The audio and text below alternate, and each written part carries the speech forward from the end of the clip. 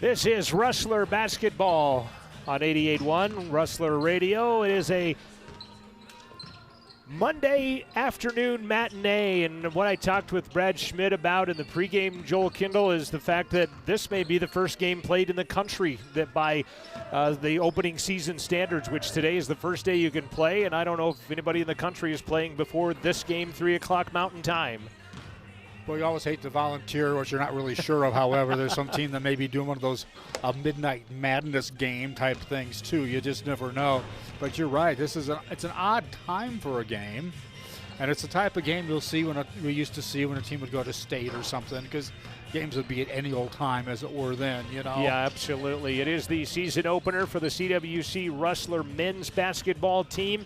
They are taking on the Air Force Prep Academy, and I'm not sure why our clock has actually stopped at this point.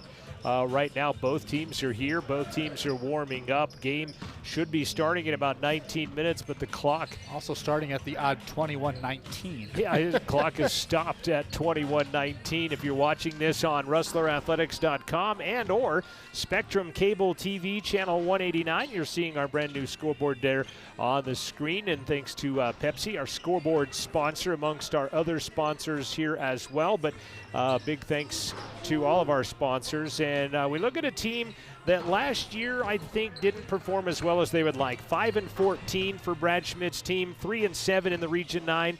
Ended their season losing 3 games, including the play-in game to Casper to get into the Region 9 tournament. And looking to make amends, kind of forget that COVID year, put it behind them, and see what happens this year. Had a lot of close games, but not too many close wins. Yeah, and they did play some different games for sure, and some close games. And I thought it was interesting, too, that the last 4 games that they played were against only 2 opponents. They played LCCC, or it went Casper, LCCC, Casper. And so that's how things ended the season. Well, but volleyball team could be playing Casper College back-to-back themselves. So Central, again, under the direction of Brad Schmidt in his 4th season at the helm. He is assisted by Sam Harrison. It's his 2nd year for Sam after 2 years of Taylor Lavery as an assistant, who I know is watching at his new home there in the South.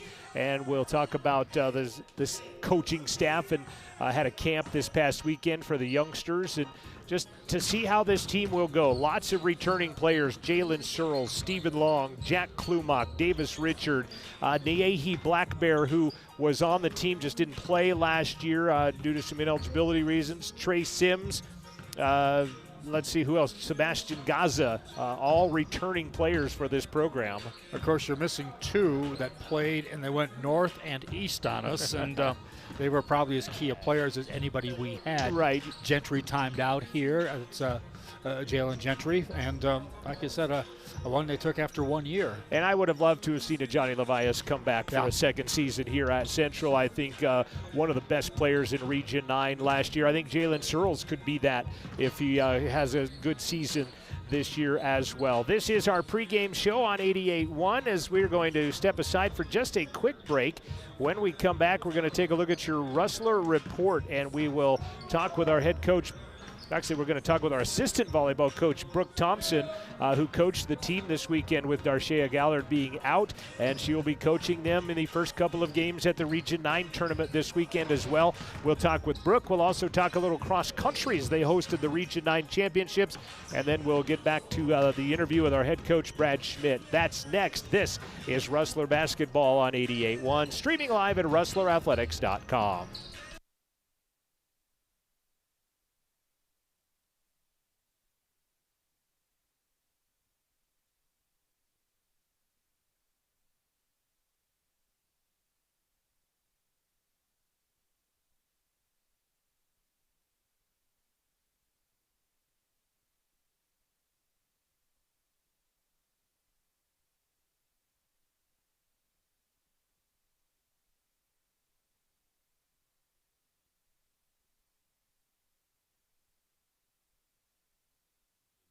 want to put 2020 behind him. Their assistance means families can focus more on their child and less on how to make the next house payment or travel out of state for treatments. If you can give of your time or money to help people facing one of life's greatest challenges, or if you know of a family who needs their help, call Jason's Friends Foundation or visit jasonsfriends.org. Thank you from Jason's Friends. Wrestler Sports are brought to you in part by the Golden Buffalo in Riverton. They turn old family trinkets into new treasures and offer fine modern jewelry. They are also the home of the Bucking Horse and Rider pendants. The Golden Buffalo in downtown Riverton. More details can be found at the Golden Buffalo Fine Jewelry on Facebook. Back on our pregame show on Rustler Radio as we are talking about the Rustler Report, and the CWC women's volleyball team picked up a pair of wins this past weekend. They would defeat Western Wyoming College 3-0 on Friday. They then went and did the same to Casper College on Saturday. A couple of notes that I have in that: Kenzie Templeton now 7 kills away from the #1 spot since bringing the sport back in 2006. And another stat I thought was pretty impressive: the CWC ladies won 30 out of 33 games played in Region 9 match play.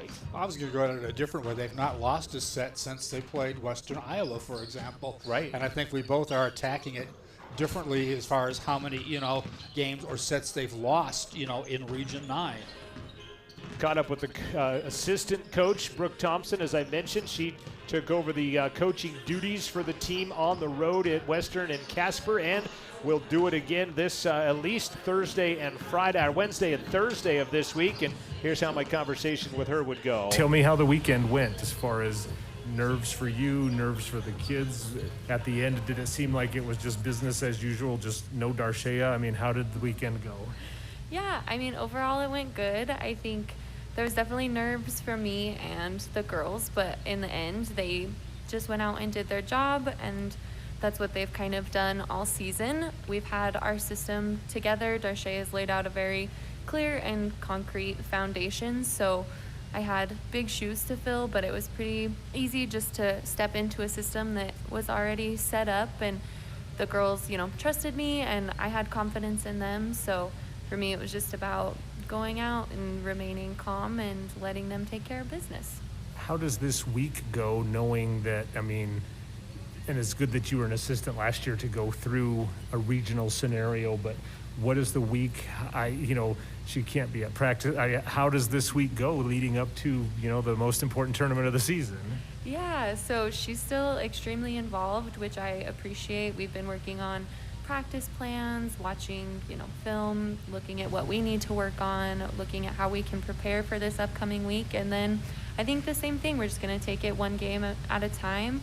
The girls know what their job is. They know how to take care of business.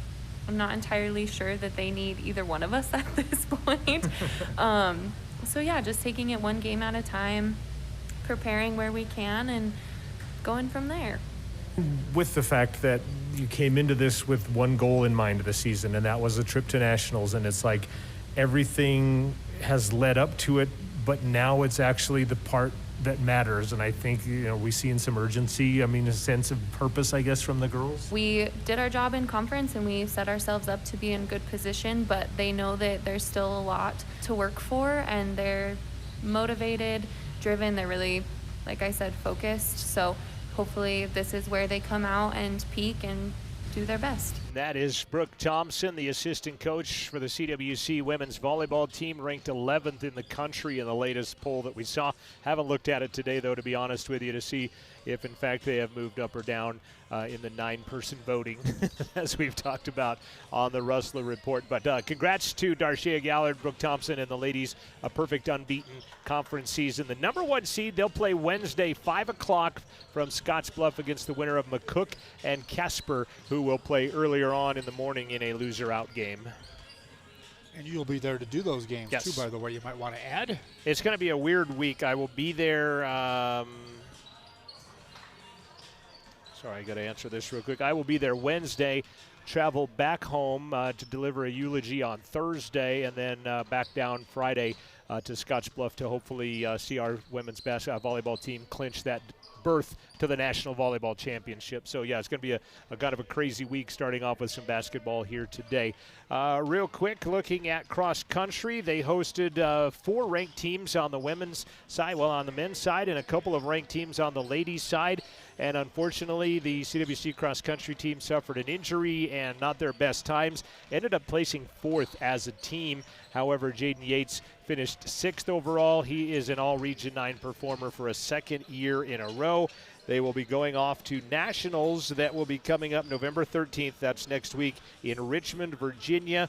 Jessica White, Scarlett Sizemore will be going along with Jaden Yates, Gabe Villalobos, Luke Crosley, and Christian Corona, the CWC men's cross-country team. So coming up at halftime, we'll interview head coach Lindsey Fearing of the CWC women's basketball team. And then, of course, a post-game interview with Brad Schmidt. A pre-game interview with Brad is coming up first. We'll take a break. We'll come back. This has been your Rustler Report on 88.1.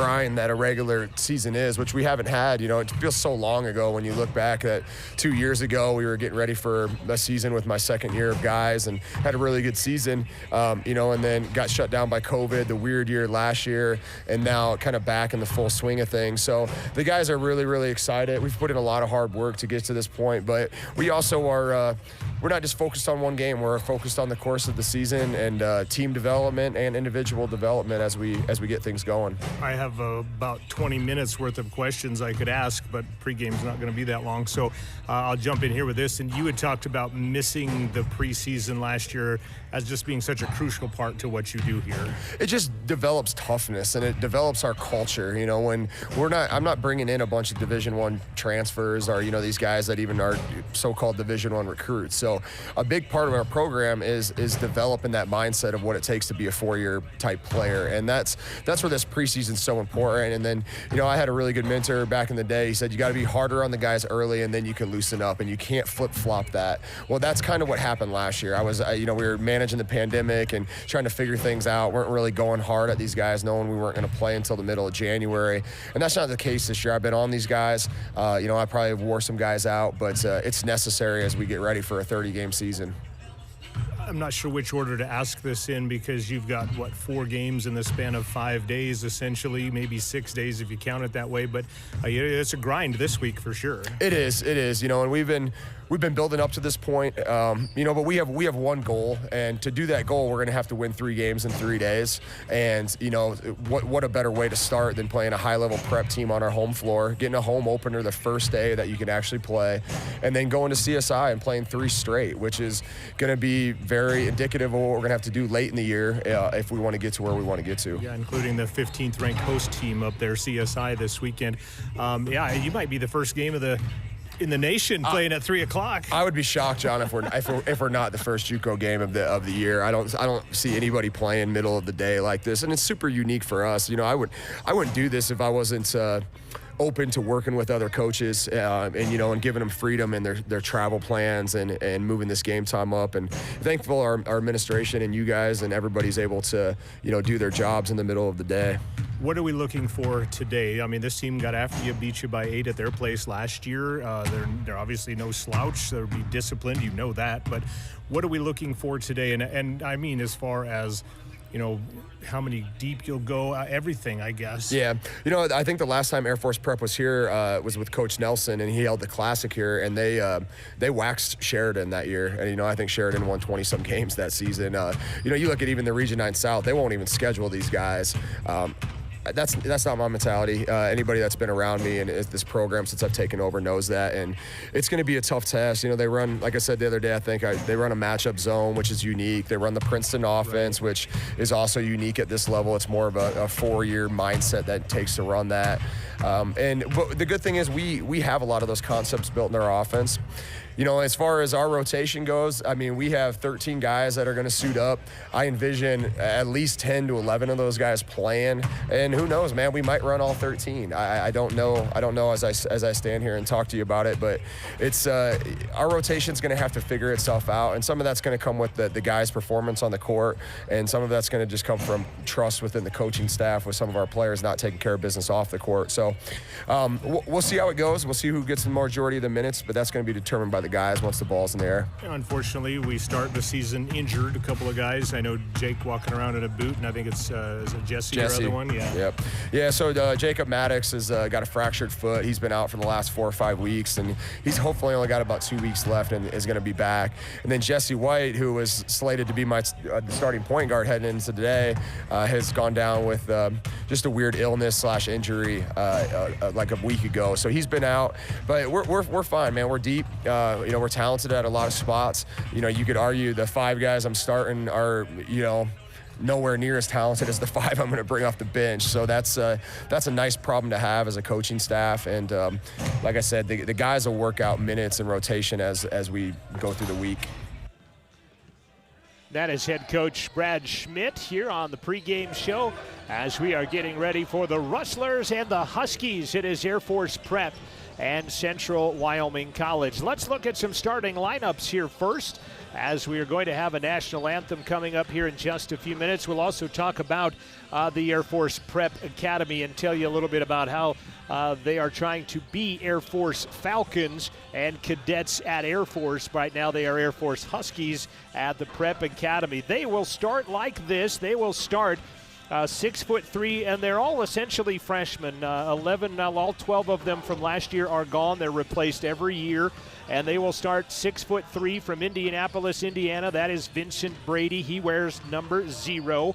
Rashad King is a 6'5" player from Evans, Georgia, wearing number 5. From Arlington, Texas, a 6'7" player wearing number 10 is Reedus Petratus. Reedus wearing number 10. Number 22 is Ramondo Battle II. He is a 6'8" player out of East St. Louis, Illinois. And number 23, Marcel McCreary, is 6'3" out of Fort Worth, Texas. 3 of their players did not make the trip for academic reasons, and another player is injured. Logan Turner's got a foot injury and will not play. But so they're down to 8. They'll have 8 guys available to play. And talking with Coach Bob Cavera, who's in his 17th season, he said, no arguing about playing time then. He said, we're fine with 8. We'll play. We'll see what happens. So those will be your starters for the Huskies. Brady, King, Petratus, Battle, and McCreary for the Air Force Academy. Starting for the Rustlers will be number 3, a 6'7" sophomore, is Stephen Long. He'll be joined by a 6'5" freshman from Oregon. That is Jack Klumak, wearing number 4. Out of the mid-range, the front range of Colorado is a 6'3" sophomore, Davis Richard. Number 22, a freshman getting into the mix, a 6'2" freshman is Jaron Miller.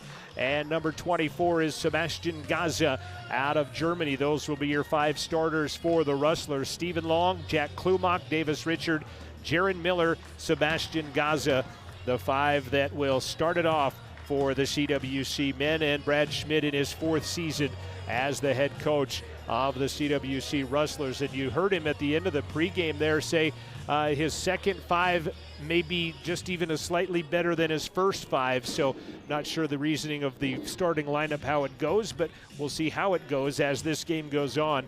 And also looking forward to seeing Jared Lucas, the former Rivertonite, and Niehi Black, the former Lander Tiger, on the court as well, out of the local flavor for this basketball team.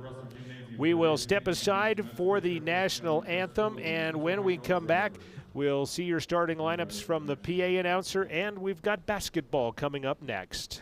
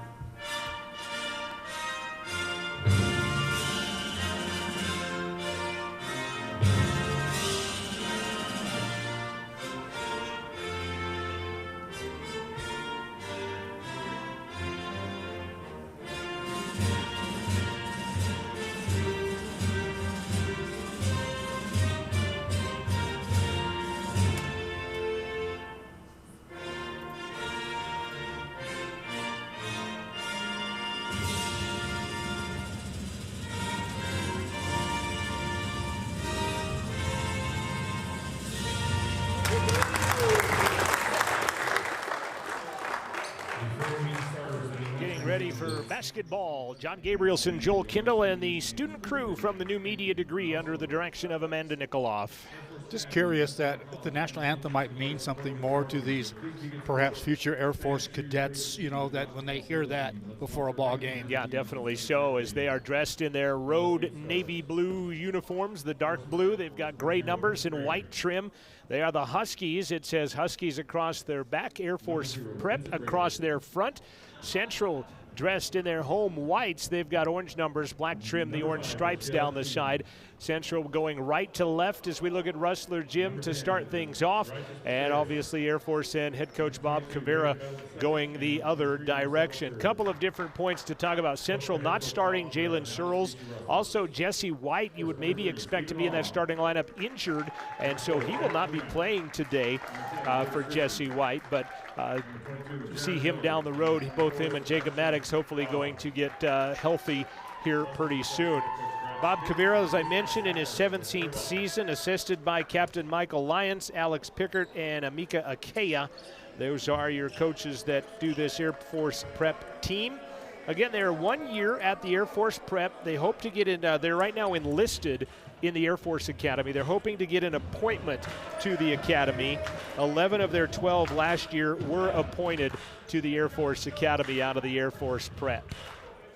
So, of course, I guess you'd say it's doing what it's supposed to be doing for these young men. That's exactly right, as Gaza will step into the midcourt circle, and he will match up with Ramondo Battle II. And the season is underway. Gaza is going to knock it out of bounds, and it will start Air Force basketball immediately. I don't think Battle ever even jumped. The tip I think maybe been a little low, and he just, whoop, there it went. So Sebastian listed at 6'10", and Ramondo listed at 6'8". Not a huge height difference, but got to let it go. Brady's going to be D'd up out there by Jaron Miller. He will knife through a pick and be fouled, and so we'll get our first foul early on in this contest. First foul of the game going to Sebastian Gaza 7 seconds into the contest. First game for both teams. Be interesting to see how that plays out too in something like this. Very disciplined, very methodic offense, and very solid defense out of the Air Force Prep, you'll expect. And Coach Schmidt talked about it for his team. There's a jump at the double team by Gaza that got him a foul a minute ago. There's a long three that's nothing but net by Ramondo Battle, and it's 3-0 Air Force Prep early. At least in warm-ups, they were shooting very, very well, I noticed. Shot clock was winding down on that. Don't see the scoreboard on the screen right now. We're doing a little maintenance on it. We'll get it for you here shortly as Rustlers Man-to-man defense by the Huskies. Klumak with it. 10 seconds on the clock, goes left side. Stephen Long runs into a defender and now zigs back. 5 on the shot clock, flips it in the corner. Davis Richard, quick 3 is good, and we're tied. Davis Richard doing what he did last year, knocking him down from trifecta land. Both teams with 1 possession, and then Klumak knocks it out of bounds as it was intended for Rashad King in front of the Rustler bench. 3-3 our score, minute 9 seconds into the ball game on the Pepsi scoreboard. 3:05 in the afternoon in the Mountain West. McCreary just beats the 5 count, gets it into Battle. He'll launch a long 3 again. That one's no good, and Long the rebound.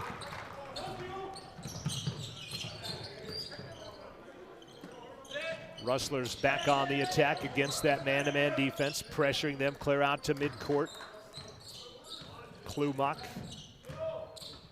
back at the hash mark, bounces it back to Richard. Davis has McCreary on him. Pretty good size differential between those two as Klumak flights the lane. That one's going to be knocked around. Klumak had it, lost it. Taking it out of there is going to be Ritas Petratus, and he is knocked to the floor. I think he tripped. I think Klumak got him. Sebastian Gaza whistled for it. Ooh. And that'll be his second. I guess I was trying to read the expression on the faces out there. Niehi Black Bear checking into the ball game.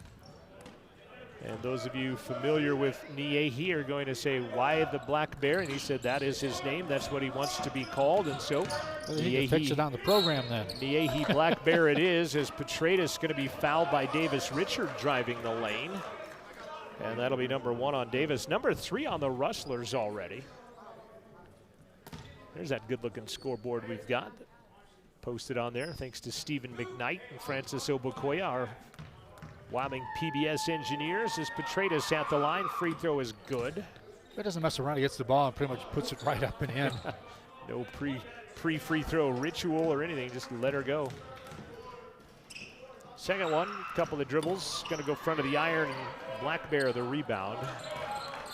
Niehi, sophomore from Lander Valley High School, hands the ball back. Long with it, way up top. Gives it to Klumak, but it's going to be taken away by Petratus. First touch turnover up ahead, and I think ready to jam it, and then throwing it away. Turnover for turnover is McCreary. Klumak ahead of the pack, laying off glass and in, and we have our first lead change of the ball game.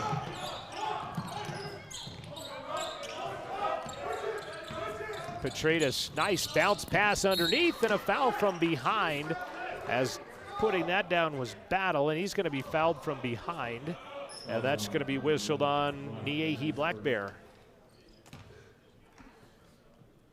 Battle will go to the line.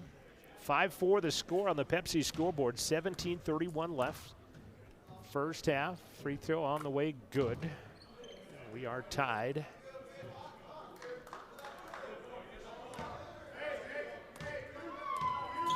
McCreary looking for his 5th point of the game, does not get it, and Niehi will get his 2nd rebound of the basketball game. The MO so far, make the first, miss the second for Air Force Prep. Klumak wanted to load up to gun one to the corner. Davis Richard, another 3 from that same area, misses everything. That might have been partially blocked, perhaps. Nice little run through the lane by Vincent Brady for the lay-in on the other side, and it's now 7-5. The Huskies out in front.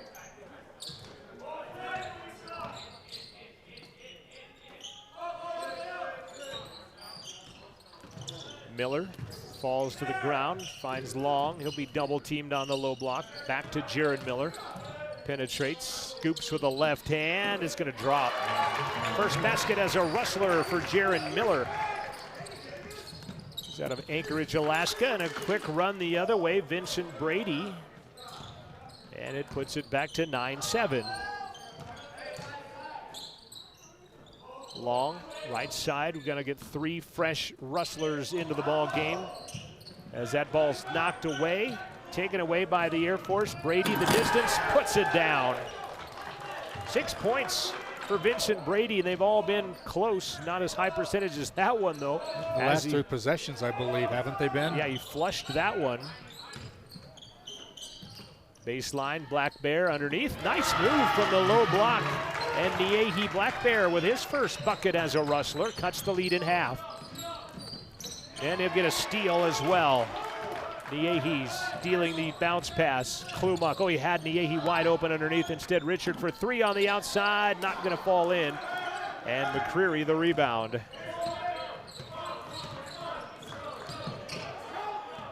McCreary working on Long. Got those bright yellow sneakers on at the midcourt circle. Pressure, Petratus throws it into the hands of Rashad King. He's got Klumuk on him. Flip it out to Brady for three, no good. Long with the rebound. Baseline, Black Bear. Back up top, Klumuk. Jack penetrates, he'll take it the distance, put it up and in. And he ties us up for a fourth time, 11-11. Inside of the, got the first 5 minutes played. We've got 4 Rustlers and 1 Husky yet to check into the ball game if we can get a stoppage in play here. Battle, fade away 15, no good. Miller the rebound. Rustlers with a chance at the lead. And that ball gets booted out of bounds by Stephen Long. That'll be the 3rd turnover on the Rustlers. Jalen Searles into the ball game. Tony Gia is into the ball game as well. Also coming in, I think Nate Mims and Jared Lucas have different numbers on. Trey Sims is in as well. As they have Jared Lucas listed at 32, do they not? And that is not Jared in number 32. They've got him in 33 and 1, 32 on the website. I'm going to guess is that ball underneath Petratus. He will not get it to go, but he'll get his own rebound. Underneath, shot still no good. Trey Sims the rebound. Rustlers back the other direction. And a baseline inline violation on the Rustlers, going to give it back. Yeah, that's Nate Mims wearing number 32 out there. Jared Lucas wearing number 33 today. Jared, the Riverton High School product. Inverted the two from the roster online to the roster they gave out. To what they're wearing on their backs. The Falcon that has checked into the ball game, by the way, is Solomon Jones. As he's got it, he'll take it down the left-hand side. Missed it. Gia the rebound. Been stuck here for a while. At 11 apiece. Searles to Gia. Tony. Out of Cameroon. Gets it in the corner. Nope, Petratus going to take it away. 5th turnover on the Rustlers. Up ahead, Turner. He will lay it off glass and in. Raven Turner checked into the ball game. Nice body control there as he just kind of hung and then waited for the player. Searles airmails a three-pointer on the other angle. And it's taken away by the Huskies. If I call them the Falcons, I apologize. They are the Huskies. Solomon Jones going to be fouled on the low block. Well, they're hoping to be Falcons, so hey. It's going to be on Niehi Black Bear. That'll be number 2 on Niehi. Of course, his brother Jakahe, Tiger standout, played down in Colorado as well. College basketball. Solomon Jones knocks in the first and breaks the tie. Actually didn't break it. It was broken on the bucket a minute ago by Raven Turner. It's now 14-11. Second one, same as the rest. Make the first, miss the second. And the rebound by Mims and the Rustlers on the offensive side. Good pressure defense. Now it's a matchup zone now by the Huskies. Searles. Left side baseline, no good. Flying in is Gia. He will save the rebound, though, an offensive board. Searles underneath, that's no good. He got knocked upside the nog, and he will go to the line. First foul on the Falcons today, and I call them the Falcons. They are the Huskies, and I apologize in advance. McCreary will get the first personal foul.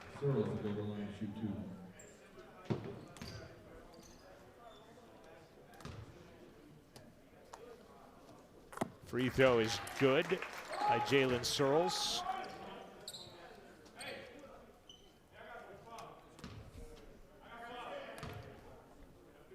Second one is on the way. That is good as well.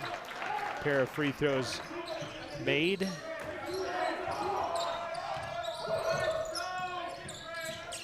Turner working on Gaza, who is checked back into the ball game.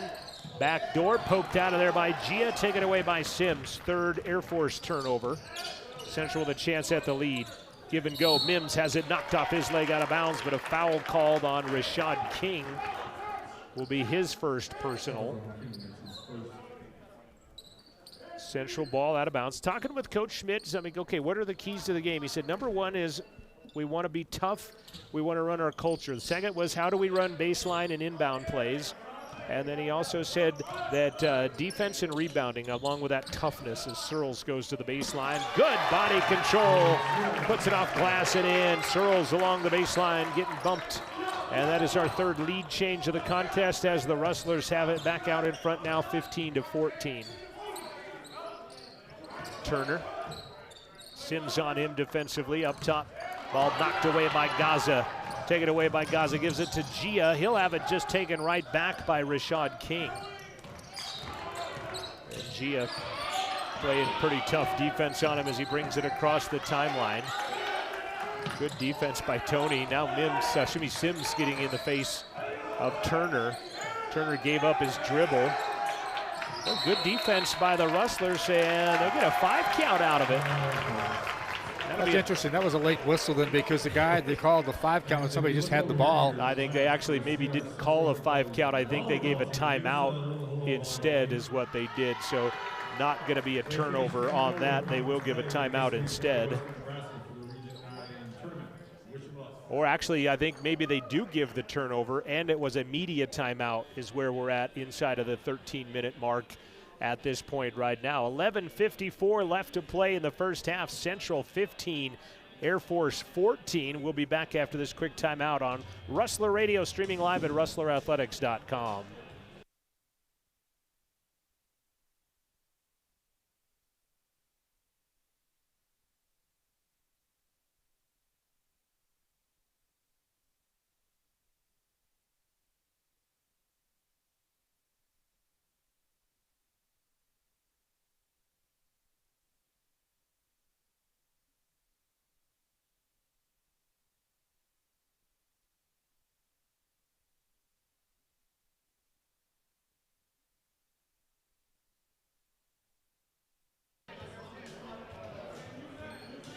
Air Force Prep calling one of their 6 timeouts.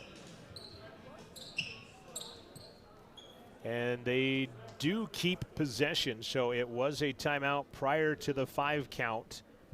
Which may never really have been. So. Yes, shot clock you see on your Pepsi scoreboard at 11. So throw it into the backcourt to Brady. Gia gonna pick him up there. We're already at 8 seconds on the shot clock. 5. I don't think they're aware of the shot clock, and instead they'll throw it away. Nope, they're going to overrule shot clock violation anyway, and that will be the turnover there. So I've taken and putting on that turnover 4 times now, and it finally sticks. It seems odd that you would not be aware where you were on the shot clock coming out of the timeout. Yes, yeah, that, as you headed out of the huddle, say, hey, 8 seconds left on the shot clock. Trey Sims, baseline, he's gonna be pushed. No, he stepped on the baseline, so they'll turn it right back over.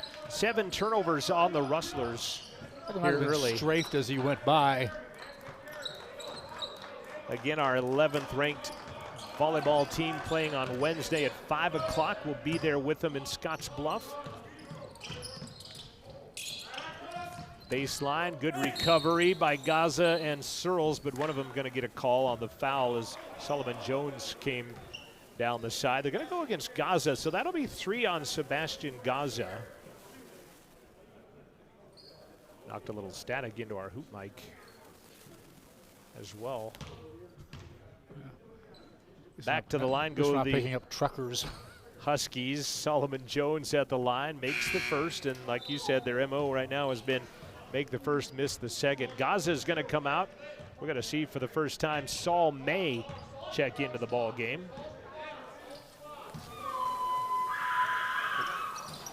Second one, no good, and the rebound by Mims. And again, they cannot get that second one. Shot no good. Gia the rebound, that's rejected. Searles a rebound. And now we'll get a foul called on the Huskies. McCreary will get it. Second personal on Marcel McCreary. Klumak back in for Trey Sims. So you see May staying out there. Klumak, Searles, Mims, and Gia. Shot clock at 20. Searles runs right into Ritas Petraeus, who steals it away. Petraeus will go the distance and lay it up and in with a pretty good contest by Jalen Searles.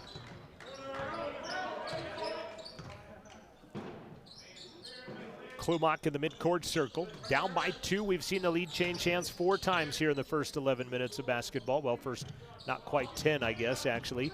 Gia, baseline, throws it away. 8 turnovers on Central.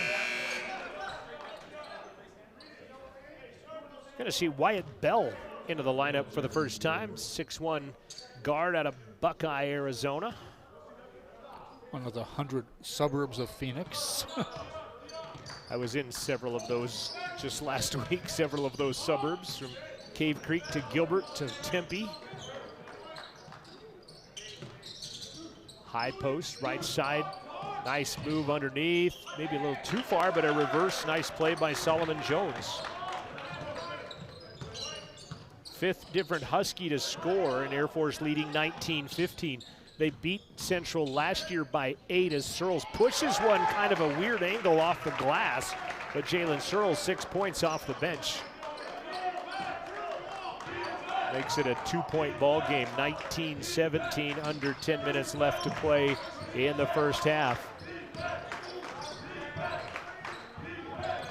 Not a bad crowd for a matinee performance. Solomon Jones backing down into the paint, falls to the floor, throws it out, somehow avoids the 3-second count. Bell checks the shot clock, 4 on the clock. Ritas Petraeus partially blocked. And it's not entirely his fault. He just had to throw something up as he was at least aware the clock was running out on the shot clock. So. Good partial block by Nate Mims. And now we'll get another timeout. At 9:30 left to play in the first half on the Pepsi scoreboard. It is Air Force Prep 19. It is Central 17. We'll be back after this quick break. This is Rustler Basketball from 88.1, streaming live at rustlerathletics.com.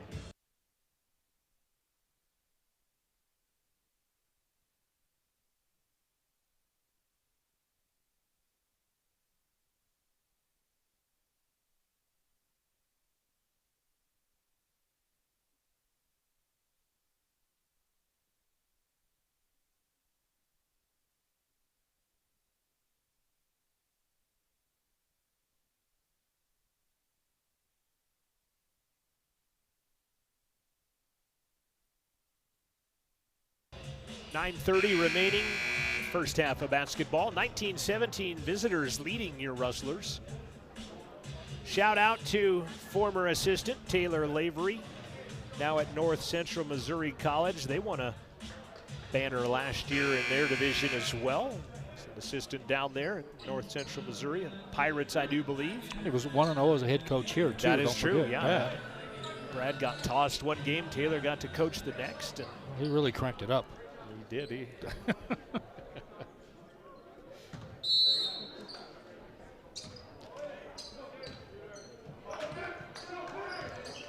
Out of the timeout, Rustlers with a basketball. Searles, one-on-one, gives up the bounce. Ball knocked away and taken away.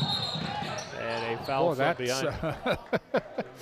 In the NBA, that's a clear path, certainly. 9 turnovers on Central, and well, the referee's now going to confab about just that, in fact, to see also the intentional foul is a possibility also.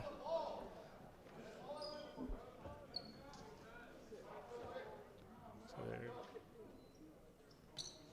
just going to go with the foul on Klumak, nothing more added on. 7 team fouls on the Rustlers will put Air Force in the bonus. They're remaining 9:17 of the half. Free throw on the way, battle no good, and Searles ends up with a rebound. So the foul serves its purpose, as it turns out. They have battled their free throws, has Battle and Company, as they right now are 4 of 9 from the charity stripe. And then Regis Petratus, just another steal. 10 turnovers on the Rustlers, and too far underneath Brady, but the rebound put up and in by Solomon Jones. Brady's shot might have been partially blocked, I think, too. And we'll get a touch foul across the court on Wyatt Bell. Put 2 hands on him and checked him. Interesting, some of their steals, it seems like they're almost forced to steal the ball because the ball is right to them, and there they go. Going to see 3 returning Huskies back into the game. McCreary, also Rashad King back in as well. Davis Richard hands it to Klumak. Corner, shot on the way. Miller is no good. And the rebound pulled down by the Huskies. Battle deep in the corner, shot for 3. That is good by Raven Turner. And you talked about it in the pregame warm-ups. They could shoot. They were shooting kind of the lights out in those pregame warm-ups, and here they pick up where they left off. They've built a 7-point lead now, and a travel violation on Jared Miller is going to be turnover number 11. Stephen Long and Niehi Blackbear back into the ball game. One thing I expected to see Air Force Prep be a bit more methodical, but they really haven't been. I mean, they're attacking. If they got the shot, they'll take the shot. And I've not seen really the backdoor cuts that we've seen in the past from this team. Underneath, biggest lead of the night now of 9. On a nice little drive by Rashad King, his first points of the afternoon. 9-point Air Force lead. Richard, right side Klumak, long 3 is no good, and ball is knocked around, and Rashad King comes away with it. Boy, Central right now 1 of 7 from the arc. As driving Brady kicks it back out, 3-pointer by King. No good, but a rebound knocked out to Raven Turner. I think as a defender, you hate the tap-out rebound that a team gets against you. Air Force 2 of 5 from 3-point land. Underneath, shot no good. Klumak the rebound. That was point blank, and they missed it. Klumak up ahead, alley-oop. Stephen Long for the jam. Did that pass actually get tipped and he still was able to grab it for the dunk? That was a good athletic move in the air by Stephen Long. Much needed basket by the Rustlers. 7 minutes remaining in the first half. Driving, King missed it. Ball volleyballed around. It will go to Central. Air Force right now 10 of 20, 50% from the field. Central 8 of 17, 47% from the field right now. Tony Gia back into the ball game for Central. Klumak. Left side to Gia. Richard all alone in the corner over there. They couldn't find him there in the matchup zone. Now they will, and he'll pull the trigger and light it up, and just came up short. Niehi Blackbear, the offensive rebound and the putback. Great sense of where the ball was going to come off the rim there. 4 points and 3 rebounds for Niehi here in his debut as a Rustler, and that's an offensive foul taken by Jack Klumak well outside of the arc. And that was another thing Coach talked about. He's like, will we take charges? What is our culture? What is our toughness? And Klumak steps in to take that charge. That is the 3rd personal foul on Marcel McCreary. And he will come out of the ballgame as Regis Petratus checks back into the contest.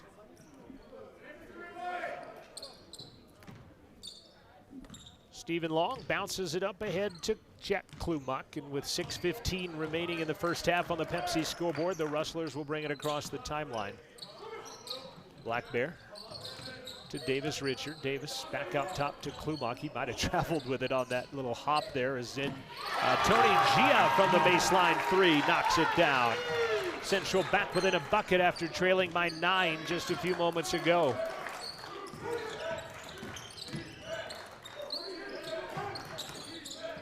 Bounce to the baseline, knocked out of bounds by the Rustlers. I think the Huskies think it's out of bounds on them, but it's staying Central Husky basketball as Nate Mims checking back into the ball game. Jonas Calvert, a Lander product, also on this CWC basketball team. Have not seen him nor Jared Lucas as of yet. And then wide open on the inbound. Brady will flush it. Boy, hard to get that wide open. And then the flush. I think inbounds plays are some of the most dangerous plays to defend. 28-24. Central down by 4. Gia to make it a 1-point game. Can't. Rebound tipped into the hands of Battle. Quickly the other way, and another flush. This one by Raven Turner. And yeah, that's kind of that secondary flush. Don't forget. slow, methodical Princeton offense has been a lot of transition buckets right now for the Huskies. Baseline behind Klumach, thrown out of bounds. That'll be a turnover. And Jalen Searles will check into the ball game. That ball thrown to where he was, not to where he was going. Stephen Long will exit with 5:07 left to play on the first half Pepsi scoreboard. Riley Bouillon, Wyatt Barichka, the cameramen up here in the booth. Jackson Morris, I believe, is our director. Amanda Nikoloff in the new media class.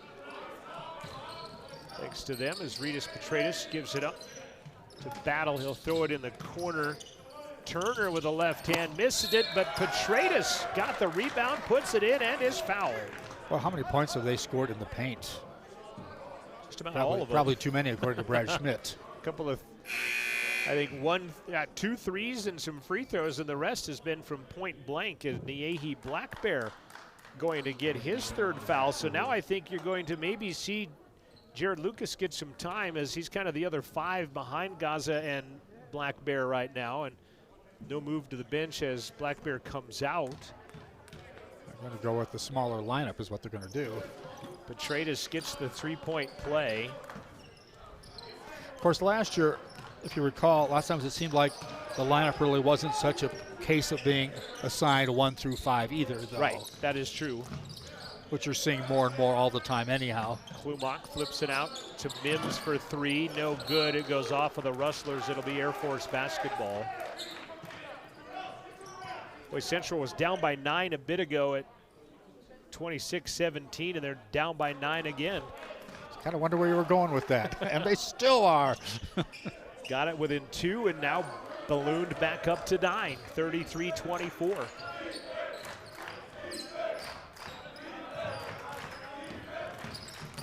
Driving and scoring. And point blank again, so. Brady the first to double figures. He's got 10 now, and the lead is 11. And there's a steal.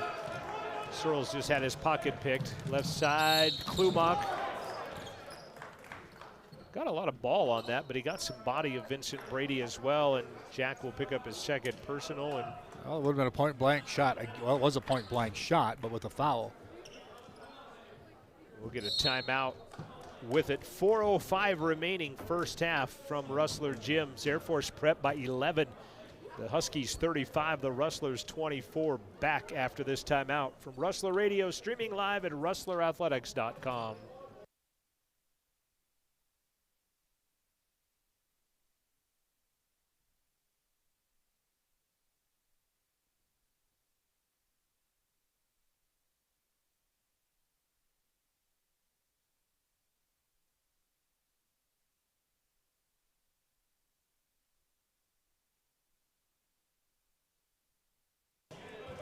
I didn't think he'd take that from me. I handed Wyatt a cable knowing that he couldn't do anything with it.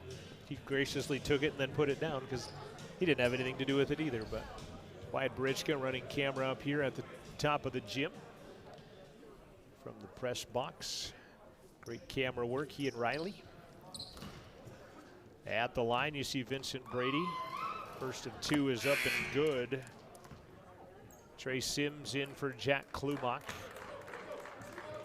4:05 remaining. At the half, we will talk with our head women's basketball coach, Lindsey Fearing, as they will travel to Twin Falls as Brady gets both.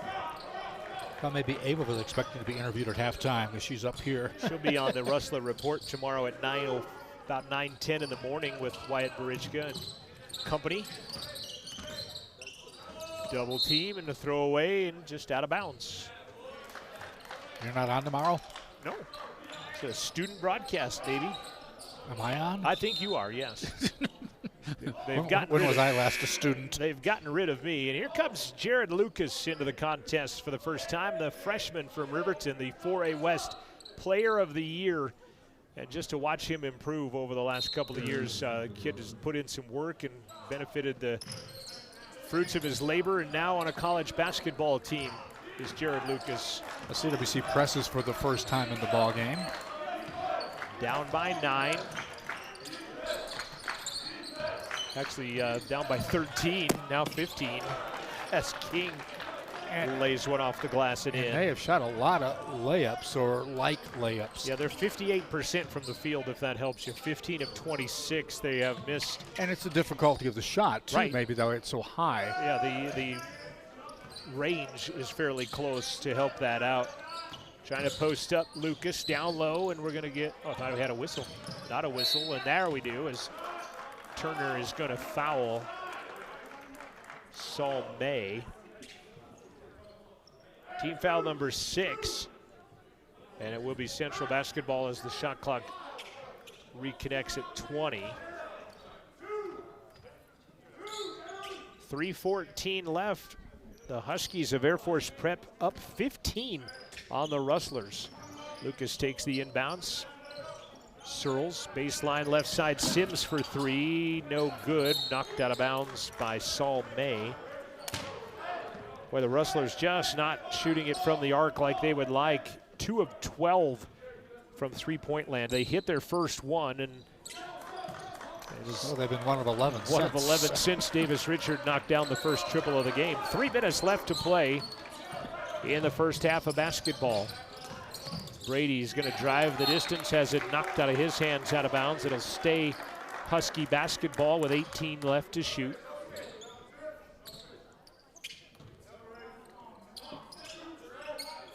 King will trigger it inbound. They'll put 4 across the free throw line and extend it. Regis Petradis kicks it up top, wide open 3 battle. No good. Sims knocks it into the hands of Gia.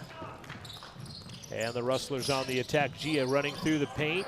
He and Petradis go to the ground. Petradis just out wrestles him for it. Up ahead, Lucas with a rejection, and they'll call a late foul. As Jared Lucas blocking Ramondo Battle will pick up his first foul. What Battle did that was so smart, though, is the shot was blocked, but he kept with it, and I almost forced up a second shot.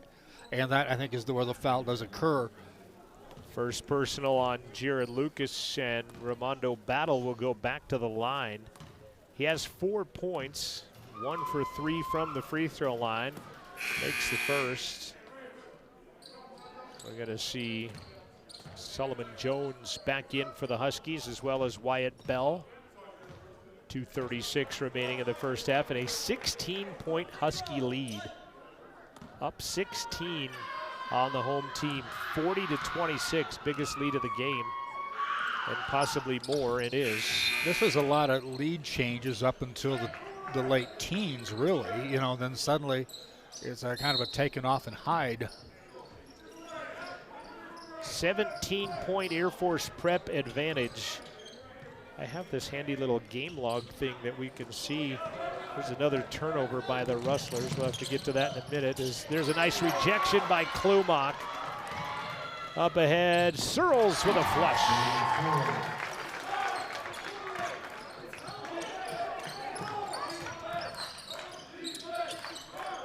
Nice job by Jack Klumak to start that transition bucket with a rejection on the one end. Three-pointer Battle, no good. May the rebound.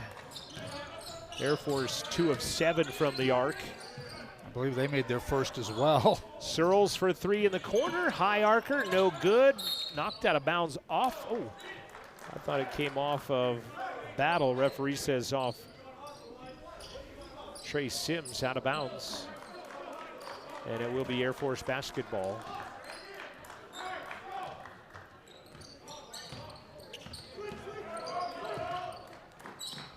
This game was 19-17 at one point. As you said, the high teens, and then it just run away and hide. First, we're trying to unhide them right now. Turnover on the Huskies is their 10th with 97 seconds left to play in the first half. Central will play 3 games this weekend, including one with a 15th ranked team in the country. As Lucas backing down, over under, left hand, score it. Doing what he did to make him the 4A West Player of the Year last year. That's vintage Jared Lucas right there. His first buckets as a Rustler. 41-28, minute 10 left. Bell throws it away, take it away. 3-on-2, Sims back to Searles, bounces it off his leg. He'll go to the floor and then still ends up throwing it away as Brady ends up taking it away. Inside of a minute, Petratus for 3, got it. Wow, that's a dagger as the final minute ticks down. We're have the ball and numbers to giving up a 3 on the other end. Lucas gets free, misses it over the top. Especially if you had a couple of defensive stops and maybe the momentum was switching your way just a little bit there. Shot clock at 24, game clock at 35. Central down by 16. Now here's more of that motion we were thinking about right here as they spread it out completely. Long 3, dish pans out. Rebound by Saul May. 15 seconds, shot clock put to bed. Searles gonna get a pick. Drives down the lane, tries to go behind the back, and it comes off of gets stuck on his hiney, and a travel violation will be called. CBC should be able to get a shot out of here when that travel was occurring in the back court. 1.9 left on the Pepsi scoreboard first half. Klumak. Underneath, Lucas spins at the buzzer, is just short, and that's how it will end. Buzzer didn't sound, referee blew the whistle, and that's how the first half comes to an end. While this game at one point was 19-17, then you look down and it's 26-17, a 9-point game. Central got it back to 2 at 24-26, and then it went 9, 11, 12, 13, 15, and then the 24-26, there was then 13 straight by the visitors before Jared Lucas's, well, actually, excuse me, that wasn't then. It made it 39-24 at that point. But that's how the first half will end, with a 16-point Air Force advantage at 44-28, the score at the first half. And it's not been, I guess, typical what you would think Air Force Academy, the way that they kind of had their way with and their will inside, for sure. We talked a little bit like it being like Princeton. It really hasn't been. They have taken care of business and posted themselves a 44-28 advantage. Stay with us. We'll come back in just a few. We will talk some first half stats. We'll also have an interview with our head women's basketball coach, Lindsey Fearing, talking about their opening weekend in Twin Falls. We'll do that next. This is Rustler basketball at the half. It's Air Force 44. It's Central 28. We'll be back. This is Rustler basketball from 88.1, streaming live at rustlerathletics.com.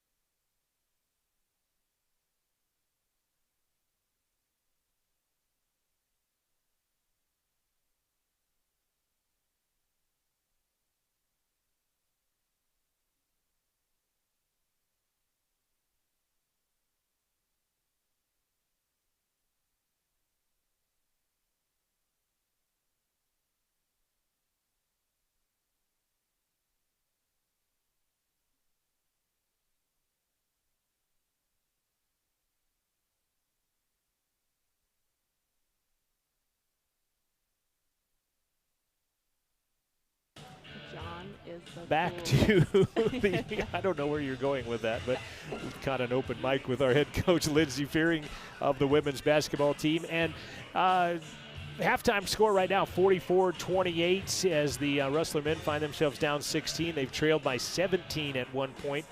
And we'll see what coach comes out of the hat with in the second half against this team. You know, they've been pretty, they only have 8 players.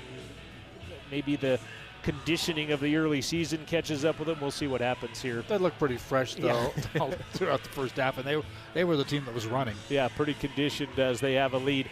CWC men's and women's basketball team will be going to Twin Falls, Idaho. They'll be at College of Southern Idaho this weekend, and head coach Lindsey Fearing of the women's team with us. And I noticed you only have 2 games. You don't get the third game like the men do, but Yeah, we tried to get that third game, but it just didn't plan out very well. So we'll head up on Thursday with the men, cheer them on that Thursday. And then we play CSI Friday at 5:30, and then Saturday Community Christian College. Community, I think, out of out of California, 1:30 on Saturday. With that said, it's been a while since you've gotten to be on the court. How have things progressed? Where's practice at? How are we looking? I mean, obviously ready to play somebody else. We're definitely ready to play someone else. We've been very fortunate to have some of the soccer guys and some of the golf guys come and practice with us. So we have a little bit of a scout team that we're playing against. It's huge for us to have guys that are athletic, guys that can move their feet, guys that are just making us better. So big congrats to them. We're very fortunate in having some good guys. How much were you able to tell about your team in the first week? How much of a barometer is it, I guess, is what I'm trying to say? I think it just sets the tone. It sets the tone for all of them, especially with a lot of the freshmen that we have. It gets them ready for what the whole season is going to look like, but it's also just, building. What I try to tell them is we don't have to be ready for March right now. We got to be ready for March when March comes. We're building towards March, we don't have to be there yet. So will that affect how you coach them as well, and because it is not March? Definitely not. I'm still going to coach them hard. They're still expected to, try to be perfect. I know that's not a thing, but that's what we're trying to strive for. Casper ranked 10th in the preseason, Western Nebraska 14th. That's kind of how it always is. CSI, team you'll play, 23rd in the country. So I guess you'll get tested here pretty early and see what happens. Yeah, the good thing is that we played them in the Jamboree a couple weeks ago, so we kind of have an idea of what they're like. We competed really well, lost by 6, so hopefully looking to compete in a different situation where it's not running clock anymore. Situationals, which we've been going through with practice. Very fortunate to not have to go through that COVID year where we're able to run through situationals. And you have a couple of girls that will join you when volleyball is done as they look to try to make that national tournament and extend that period where you don't get them yet. Yeah. But how do you see them melding, meshing, adding to the program? They're just going to come in and bring the energy that we need, that extra energy. We're a pretty good team with energy, but they're going to come in. They're going to be bigger bodies that'll help us rebound a little bit more. I think right now our Achilles heel is rebounding, but we're adding 2 more bigger bodies, so that'll help us out. I think last year really never had a 5 either, because I think we were counting on the Australian who never showed up for one reason or the other, COVID perhaps. And I think we never had a 5, so we had to play down a position, it seemed like. Yeah, this year we're very fortunate to be a little bit deeper in every position. So definitely looking forward to this year and, just building. We don't have to be really great until conference time comes, and then really, really great once March comes. I know we've got to play this weekend first, but talk about next weekend, the home tournament a little bit. Yeah, it's should be a good one again. We'll play Lamar, and we'll bring in Western Nebraska. So we'll definitely we have 2 big weekends where we're going to get tested really well, really good coach teams, and so I'm looking forward to it. I'm looking forward to how our freshmen are going to respond. Healthy. I know Coach has already got an injury or 2 on the men's side. How are you coming into the season? Yep, we're all good. We'll be healthy as far as games come around, knock on wood, but we're okay. All right. Appreciate you coming up. Yep. Thank Good you, luck. guys. Travel safe this weekend. Will do. You bet. That is our head coach, Lindsey Fearing, and I'll have to go back and review the audio and see what she said about me at the beginning of this, but It won't make the airwaves, I don't think. it almost did earlier, actually. So thanks to Lindsey Fearing. Coming up, they will take on, again, California Christian, and College of Southern Idaho is ranked 23rd in the country coming up this Friday and Saturday. So that is how they will begin their basketball season. A look at some first half stats coming your way in just a few. On the Pepsi scoreboard, it's Air Force Prep 44. It's Central 28. It will be Central basketball to begin the second half as they have come back out to the playing surface. We'll be turned after this break. This is Rustler Basketball, streaming live at rustlerathletics.com.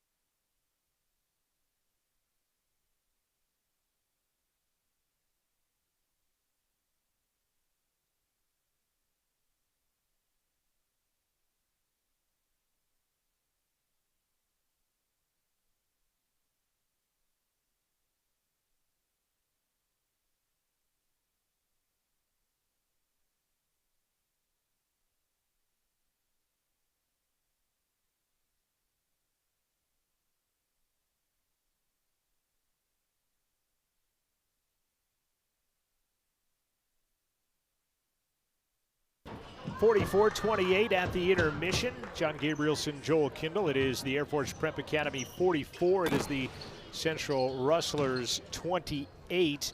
And let's take a look at how things got that way. First off, scoring for the visitors. Vincent Brady with 12 in the first half. Raven Turner had 7. Regis Petratus had 9. 6 each for Jones and Battle. 4 points for Rashad King. Raven Turner had 7. If I didn't mention that just a second ago. Central did out-rebound Air Force Prep 19-14, but unfortunately they got outshot on the other side of the equation as well. Jalen Searles off the bench, 8 points to lead the way for the Rustlers. Jack Klumak, Niehi Black Bear, 4 points apiece. Tony Gia and Davis Richard, 3 points apiece. And Jack Klumak had 4. Stephen Long, as I mentioned just a minute ago, he had 4. Stephen Long, Jaron Miller, Jared Lucas, 2 points apiece for the Rustlers. 18 turnovers, though, in the first half by CWC, and that's a high number at the end of a ball game, I think, if you want to look at it and be brutally honest, and yet we have 18 in the first half of the first game. Some seemed unforced as well. Air Force Prep with 12 turnovers in the first half. Shooting-wise in the first half, Central didn't light it up, unfortunately, by really any stretch of the imagination, as they would go 12 of 28, 43%, 2 of 13 from the arc, 15%. Air Force Prep would go 16 of 31, 52%. They hit 3 of 9 from the arc. Central had only 2 free throws. They made them both. 9 of 14 from the free throw line for the Air Force Prep Academy Huskies. And again, they are out in front by a count of 44-28. Rebounding, let's go look at that real quick. Tony Gia has 4 to lead the Rustlers. So there's Tony, yeah, our 6'1" guard leading the way rebounding for Central right now. 3 rebounds for Niehi Black Bear, everybody else with 2 or less. 3 rebounds for Regis Petratus and 3 rebounds for Ramondo Battle. as they have been out-rebounded out of the Air Force 19-14. But again, like I said, 18 first-half turnovers on the Rustlers. Not a real recipe for success. This was a 19-17 game. It was a 26-24 game. And then since that point, it has been 18-4 Huskies to close out the run of the first half and build themselves a 16-point advantage. And some of those points came on point-blank shots as well. Yeah, the shot chart would be filled up pretty good around that little arc around the bottom of the hoop right there as well. Closing in on 4 o'clock at KCWC FM Riverton. We will be back with the second half of Hoops after this. This is Rustler Basketball from 88.1, streaming live at rustlerathletics.com.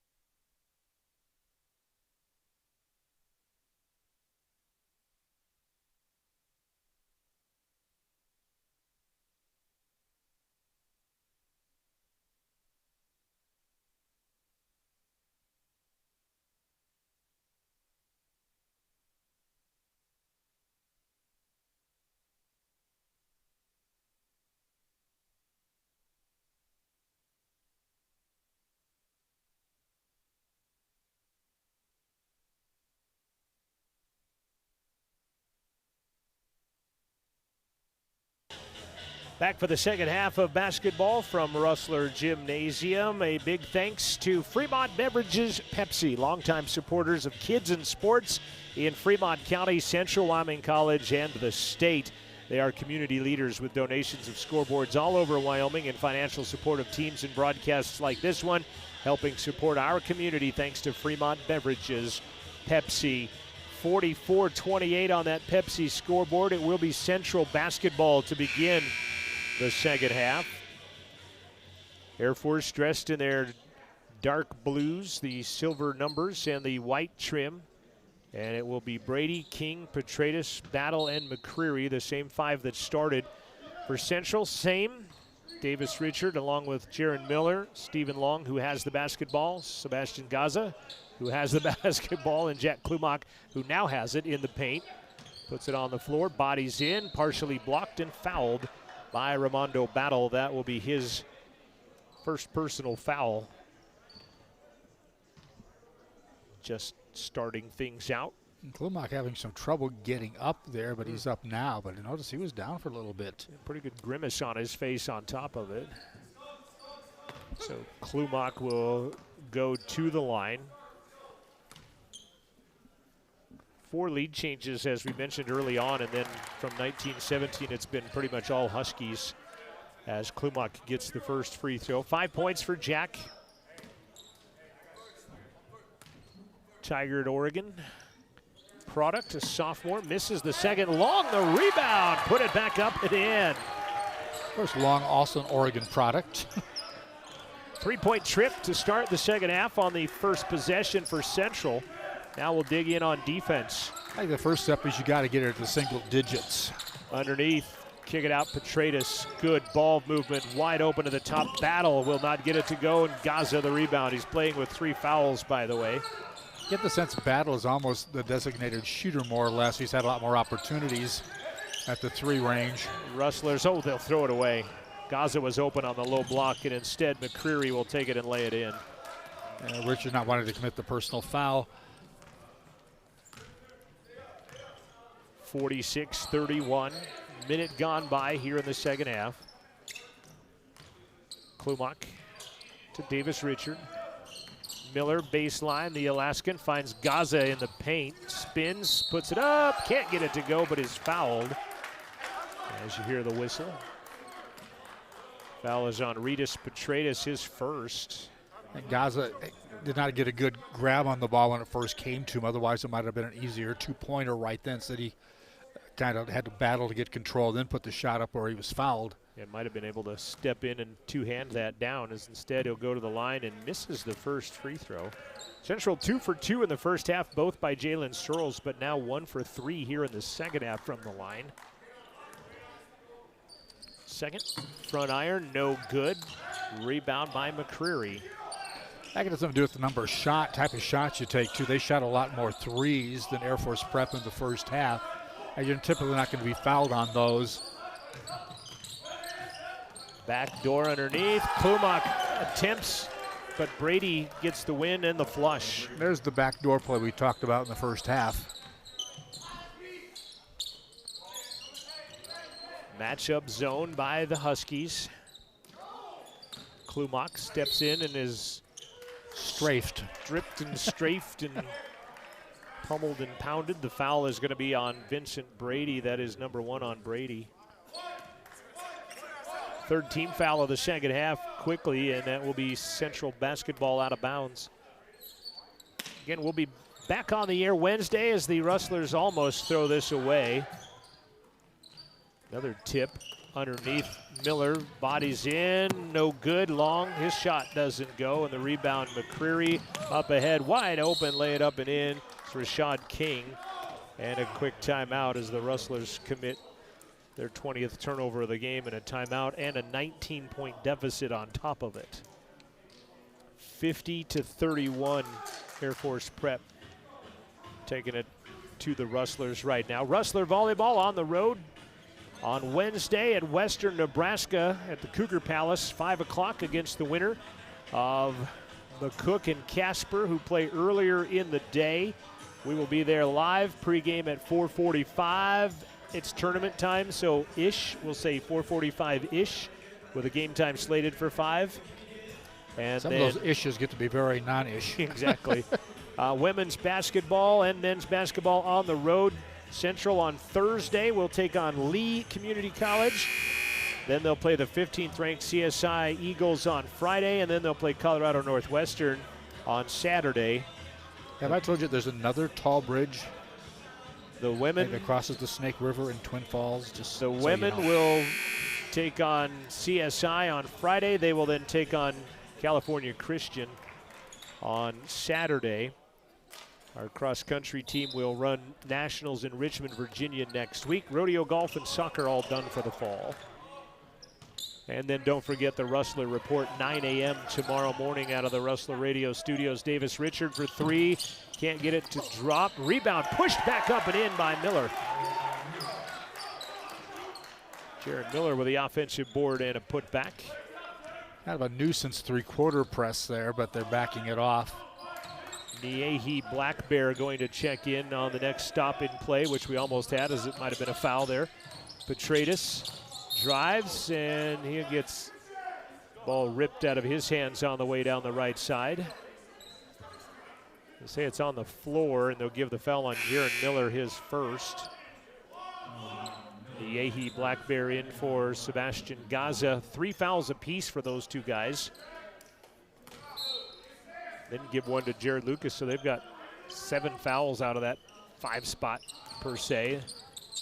Floating 8-footer goes 7, and Black gets the rebound. It was underfloated.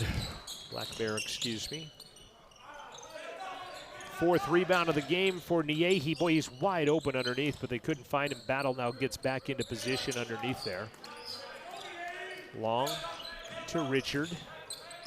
Davis spots up. Won't shoot the 3. Jack, nice move, settles for a 15-footer left side. No good. Rebound. Miller and Petratus battle for it. Referee lets it go, and then they'll call a timeout as finally Jaron Miller ended up with it.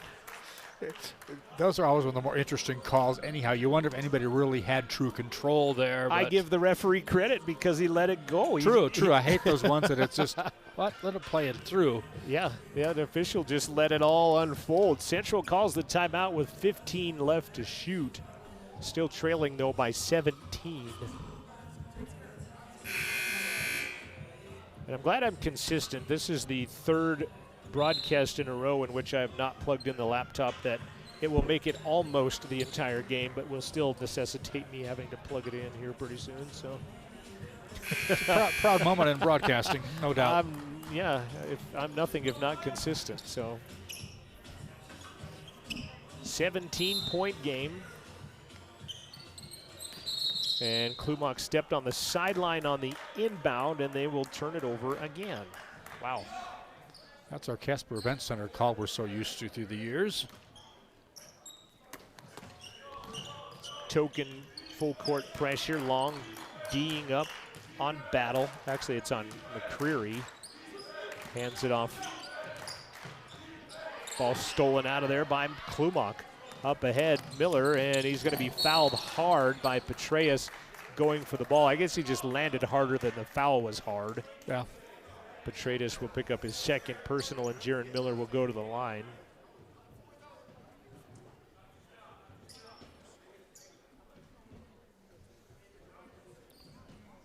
Jaron Miller out of Anchorage. Chatted him up a little bit ago about Kenai and Soldotna area of Alaska, that he was familiar with what I was talking about. So lefty puts up the first off the back of the iron, no good.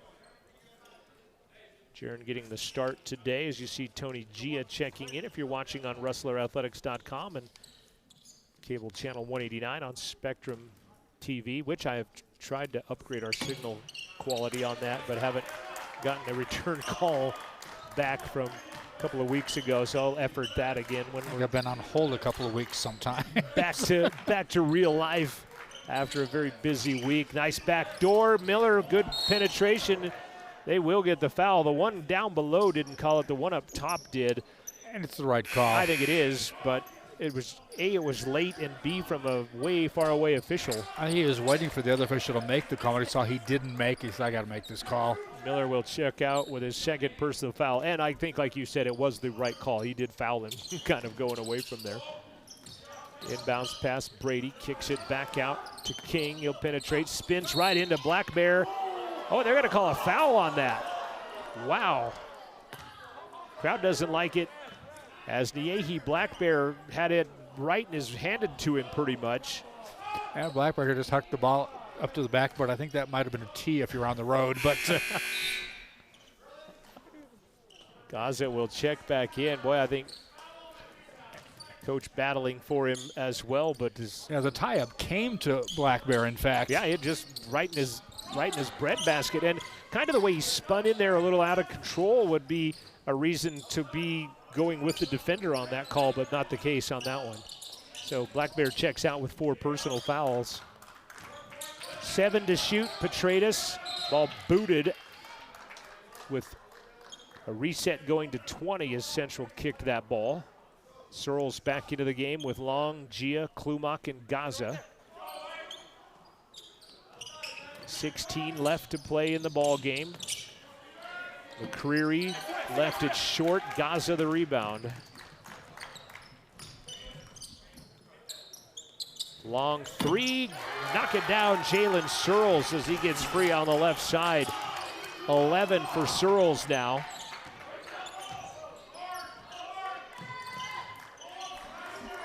Driving, kicking out, and a steal by Long. Steven ahead of the pack, flush it down. Down by 11. And enough to make Air Force Prep call a timeout. Central on a bit of a run themselves. Looking at it, it was at 44-28 at halftime, and Central was at 50-31 at one point and have scored 8 straight to get themselves back to within 11. Like you said, get it back into single digits, see what happens.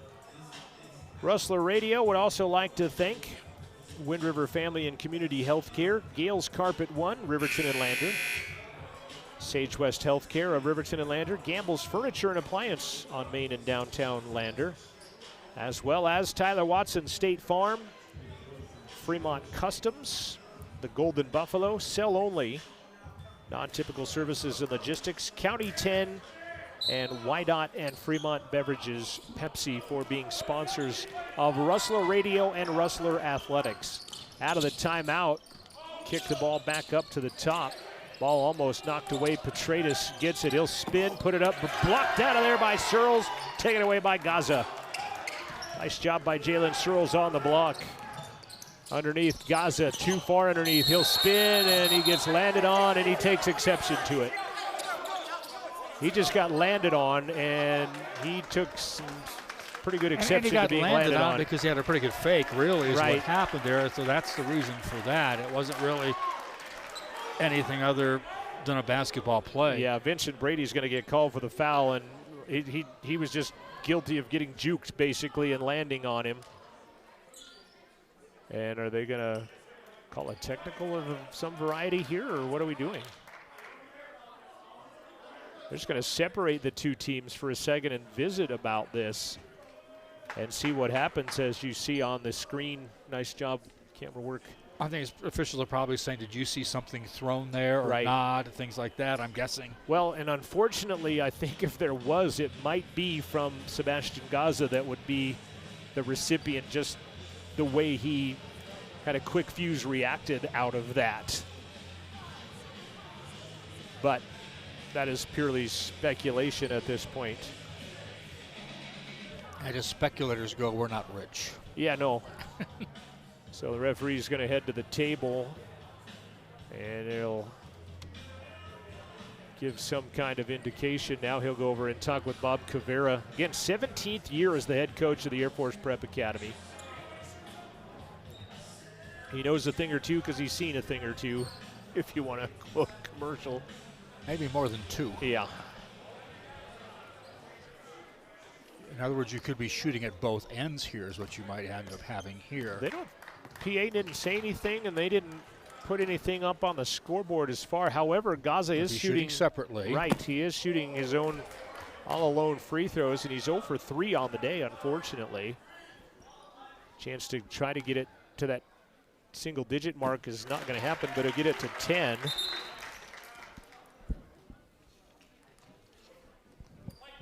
Then it will be Central basketball, so that's interesting that they called kind of a flagrant, if you will, on Vincent Brady, who I thought just landed on the player. I think he got a tough call there. Kind of like Niehi did earlier, so they're kind of evening out a little bit. Klumak finds Searles. Chance to get it to single digits now for the Rustlers. Gia driving the lane, right-hand scooper, not going to go. Petratus the rebound. Petratus wide open, front of the iron. Gaza the board. Job by Sebastian. 4 rebounds here, all in the second half. Gia battles the catch, grabs it. Up top, Klumak, back to Searles. Jalen drives, right hand, no good. Gaza, another rebound, though. He's in traffic. That ball gets... There went your mic. Swatted and taken away by the Academy. 3 good by McCreary. And again, that's twice that Central has kind of had the advantage, and not only did not take advantage, but got a 3 put in their eye on the other end. Wide open, Gaza, nice dish, Tony Gia. Sebastian the bucket.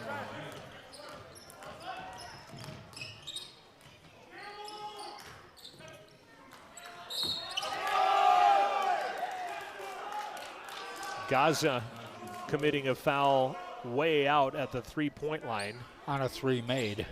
And Petratus knocked it down. Gaza picks up his 4th personal. Petratus now with 12. He has 2 threes on the night. Subs in for the Rustlers. Miller back in. I think his most impressive play was in the first half on a ball that was probably going to be a jump ball. He just simply hauled it away before there could be a whistle blown. I thought that was pretty impressive in that melee. Petratus with a 4-point play. Nate Mims has checked back into the ball game with. And the lead's back to 15. Till, as you say, they seem to have had the answer when CWC's had the runs. Right, Miller and May back. Come out quick the way I expected, but 15-point game, and they'll say Gia's out of bounds, and they'll turn it over. yeah, we've not walked the line a couple of times, Johnny. Unfortunately.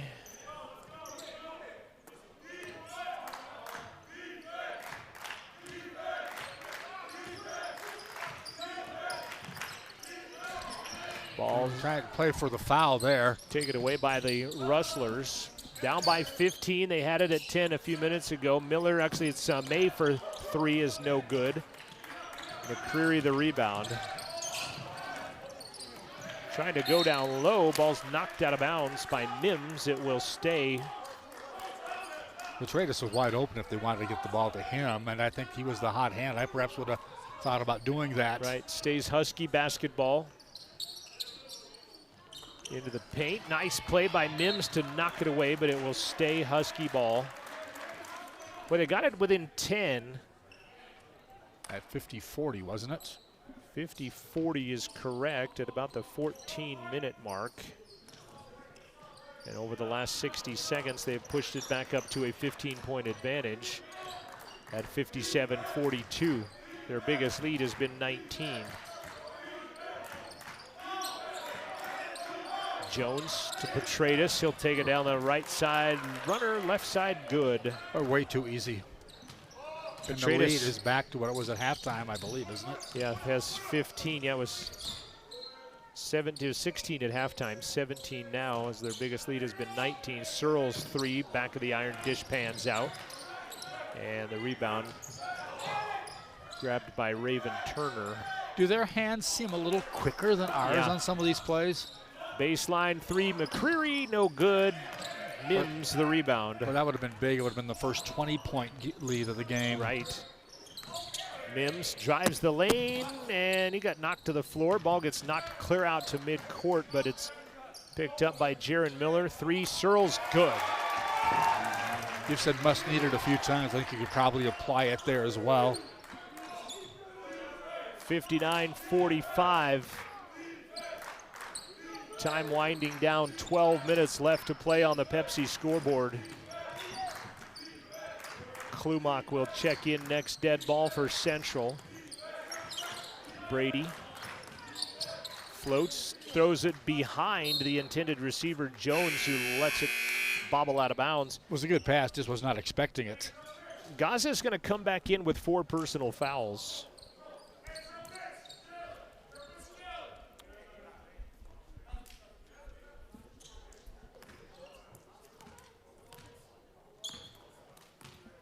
Just shy of 12 minutes left to play in the ball game. 14-point Rustler disadvantage. Searles to make it 11 and does his third 3 of the ball game. He's got Searles run here. 17 of the 48 off the bench for Jalen Searles. Battle gives it out to Petreitis. Battles the dribble a little bit. Pretty good defense by Miller. Jones.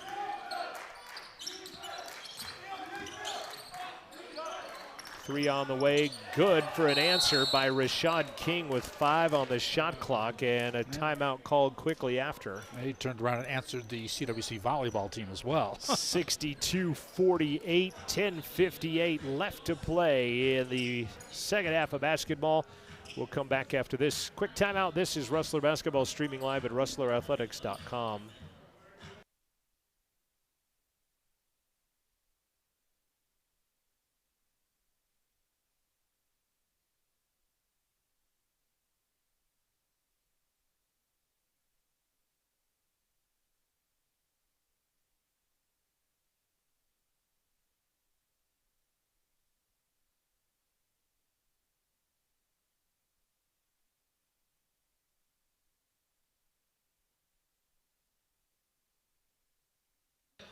Stick around for the Buckle Up for Life Wyoming post-game show, brought to you by our friends at Wydot. At the conclusion of this game in 11 minutes from now. About time for their website to get a lot busier with winter upon us. Unfortunately, for sure. Mims Triple teamed, puts it up with a left hand on the right side and got it. That Nice. shot was definitely altered, but he altered it enough himself to make it work. Cuts the lead to 12. Jones way outside, guarded by Gaza with 4 fouls on him. Petratus directing traffic. Searles on him defensively. Back up top to Jones, 10 to shoot. Rustlers look like they've ratcheted up the defense just a bit here, and is driving into the lane, missing. Mims the rebound. That was Raven Turner missed it. Searles in the corner for 3, on the way, no good.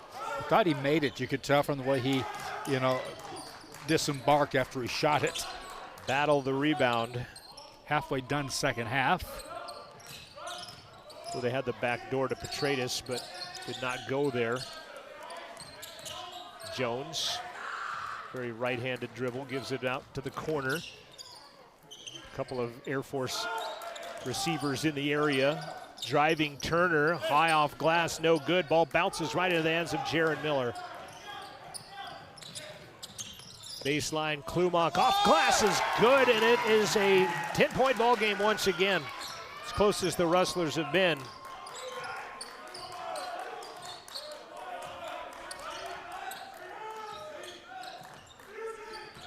.9:15 left, and we'll get a foul away. Well, he has the basketball, but they will finally get the foul.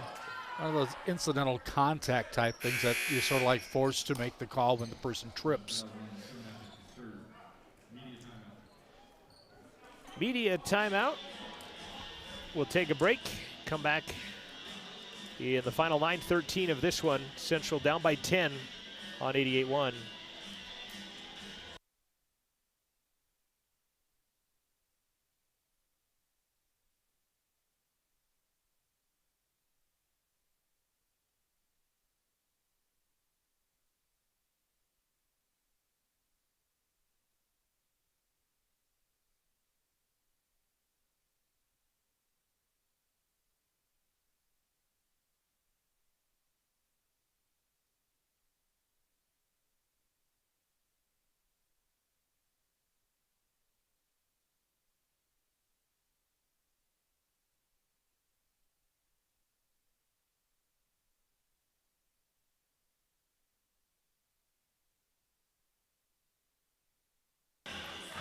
.9:13 remaining on the Pepsi scoreboard, 62-52. Air Force the lead.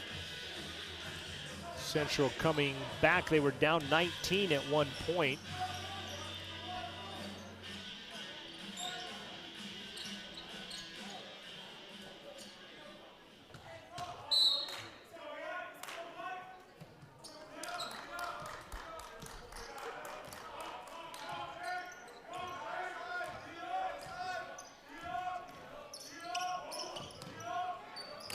McCreary has it, 8 to shoot. Niehi Black Bear back into the game, just kind of get pushed out of the way, and easy lay-in there for Ramondo Battle. Back to a 12-point advantage. Klumak D'd up by King. Gia penetrates, floats it, a lot of contact, the ball knocked away and taken away by McCreary. Quickly up ahead, knocked away by Klumak out of bounds. It will stay Air Force basketball.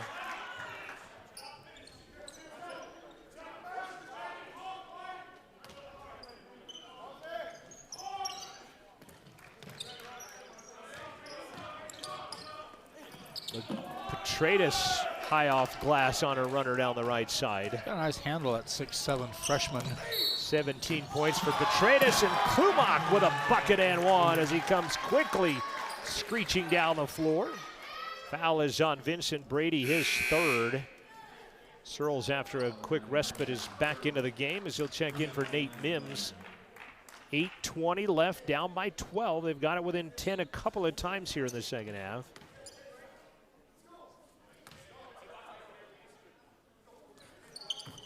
Klumak, three-point play. 8 points for Jack Klumak.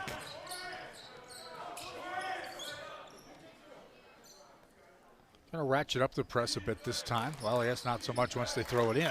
66-55. An 11-point Air Force lead. And a steal by Niehi Black and a flush. Single digits now for the first time in a long time. Niehi Black Bear playing with at least 3 personal fouls, and there's another steal. Good defense by the Rustlers. Gia gonna go the distance, uses his body. Niehi Black Bear, the rebound and the putback. It's a 7-point ball game and a timeout on the floor. The Rustler fans have come alive from Rustler Gym. Sparked by the sophomore from Lander Valley High School, Niehi Black Bear. A flush and a putback, a steal on the other end by Gia. And the Rustlers now within 7. Pretty much the closest they have been since about the 12-minute mark of the first half, to be honest. A little surprised with Air Force Prep, what they're doing right now, because CWC behind is overplaying the ball a lot. You think this is where you fake and then go backdoor, that the situation is there. Which fits right into the wheelhouse of the offense. And it works what CWC is doing with the overplay. They're getting these steals, but you think you take that into consideration and use it, to your advantage, not to your disadvantage. Almost every CWC home game can be seen here on Rustler Media. Find links through the team's social media pages, Facebook, Twitter, RustlerAthletics.com. Also check the Rustler Radio Facebook page for links to watch the Orange and Black. All home games also on Spectrum Cable TV channel 189 in Riverton and Lander, and streaming through RustlerAthletics.com. And a big thanks to our sponsors that make that happen. Tyler Watson State Farm, InsuringRiverton.com, Fremont Customs at FremontCustoms.com, the Golden Buffalo, Sell Only, your premier Verizon dealer, non-typical services and logistics, YDOT, and by County 10, and Fremont Beverages Pepsi sponsoring our scoreboard. If you look on the online scoreboard there, you see the score, the time, the timeouts left, the Rustler Media logo, and that Pepsi logo right there on there. Thanks to them for sponsoring Central Athletics on 88-1.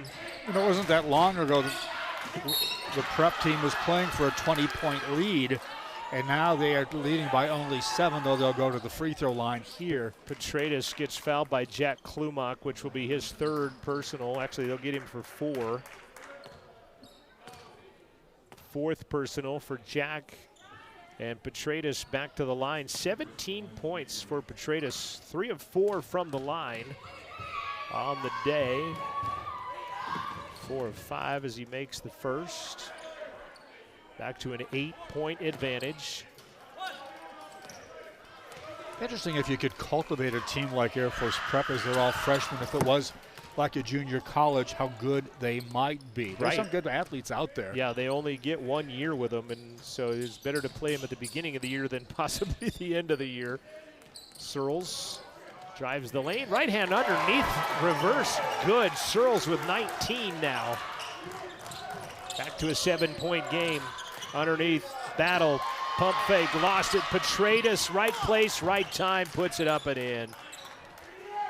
21 for Reedus Petratus.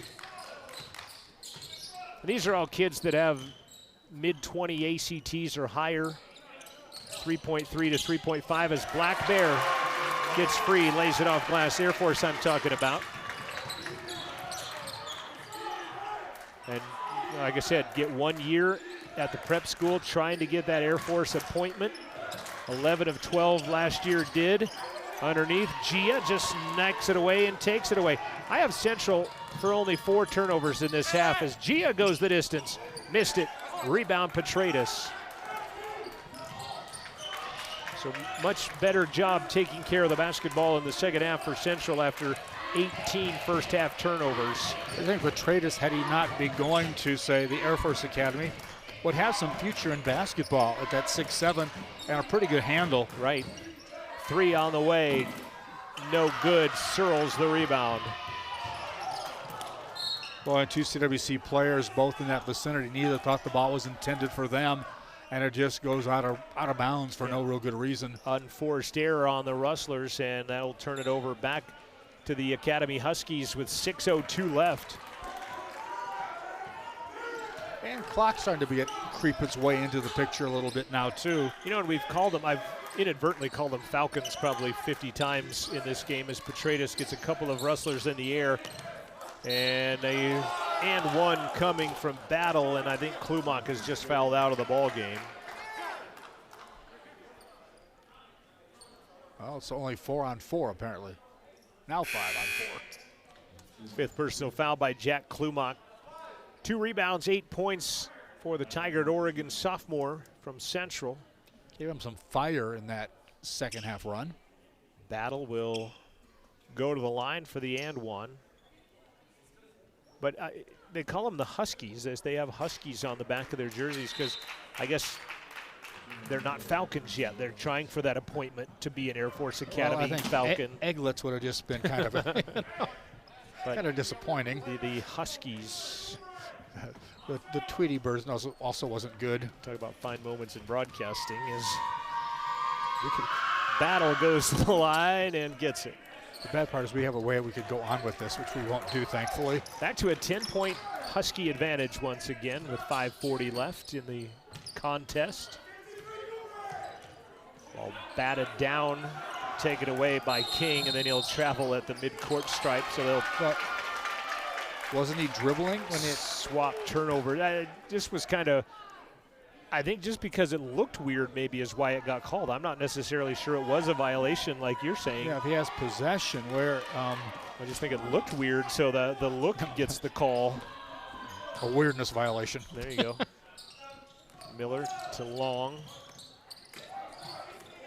Niehi out to Searles for 3. And fourth one of the second half for Jalen Searles. He has 22. Lead cut back down to 7, and Long steps in front of it. Niehi Black Bear's gonna pick it up. Nice job by Stephen Long. Searles, Gia might have double dribbled, and he did. And they'll turn it right back over. You know, that last play, Black, I think, did not realize he would have had a pretty good route to the basket, but gives it out to Searles to get the 3-point out of it, so it's actually better that way. Gets the assist on top of it. 5 minutes left. Still a lot of time left in a 7-point ball game.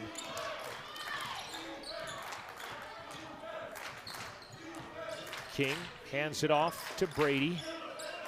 Gia on him defensively. Tony out of Douala, Cameroon. Driving Brady, right hand good as he goes tumbling to the ground. Kind of a loping little shot that he fired up there. Niehi kind of laid off of him a bit. Cross court, Searles, Long, 3 wide open. Good as it rattles around and drops. 6-point game and a timeout, Rustlers. 25 for Jalen Searles. And on that note, I'm going to go look at last year's stats, and I'm going to check something out with Jalen Searles. There he is. See what his career high was. 26 against Western Wyoming was Jalen Searles, or is Jalen Searles' career high. And here he's sitting right now with 25. He leads all scorers with 25. Niehi Black Bear has 10. Jack Klumak has 8. 6 for Stephen Long. Air Force Prep led by Ritas Petratus. He has 21, 16 from Vincent Brady, and 11 from Ramondo Battle II. Again, playing with only 8 guys tonight. Corbin Green, Jalen Wharton, and Chris Felix not making the trip. And Logan Turner has a foot injury, so out of their 12, 4 not able to go tonight, so they're playing with 8. 4:28 left. Central found themselves down, as you mentioned, the suburbs of being down by 20, but at 19 at a couple of different junctures have gotten it back into 6. And then Air Force has pretty much answered each time the Rustlers have gotten close. And we'll see if they do this time.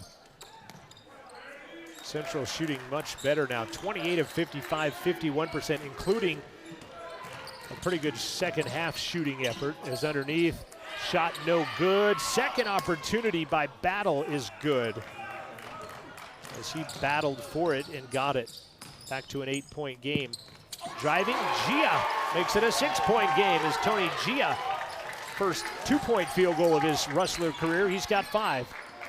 77-71, 4 minutes left to play in regulation time. Nice move by McCreary, knocked out of there by Gia. They'll call him for the foul. Wasn't sure that was a foul. I thought it might have been closer to maybe a goaltend. I really would have to see it again. Got it right out of his palm of his hand, and 2 free throws upcoming. First by McCreary. He has not shot a free throw here today. Air Force on the day, 6 of 16 from the line. I see that we see all going to the bench, but I think you've got to fill a couple spots, and that's what the officials are saying. Searles and Black Bear will go down to the low block. Free throw number 1 is good by Marcel McCreary. And it's hard to believe he only has 8 points, but all of those 8 points have come in the second half. A couple of local Fremont County girls on the women's basketball team as well, as McCreary hits both Alexis Motisi and Anna Hutchison. They'll be in action Friday, playing nationally ranked CSI in Twin Falls. That might have been a travel. Might have been contact before it, though. Miller for 3, left hand, good. Jaron Miller, first 3-pointer of his Rustler career, cuts the lead to 5 now with 3:32 left to play. Central has been battling back pretty much since the 12-minute mark of the first half.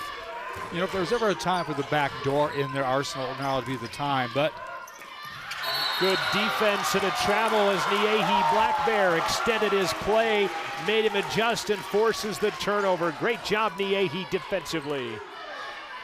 Certainly putting his stamp on this game.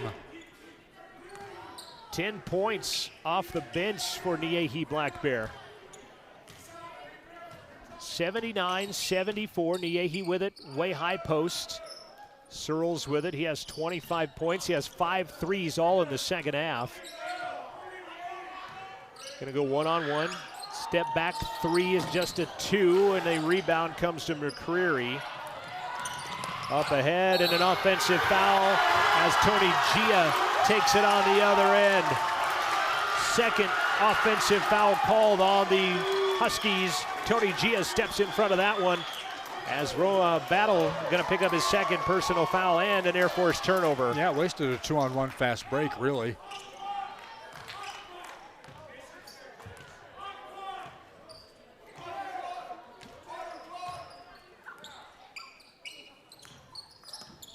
Underneath, Stephen Long, great pass, Jalen Searles, Long with the flush.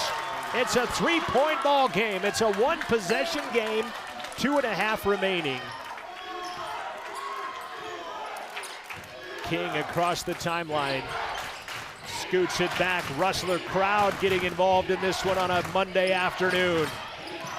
And what you said about a short roster on the first game of the year may be coming into play a bit for Air Force Prep. Battle 15, toilet bowls around and drops. He's got 15 points, back to a 5-point game.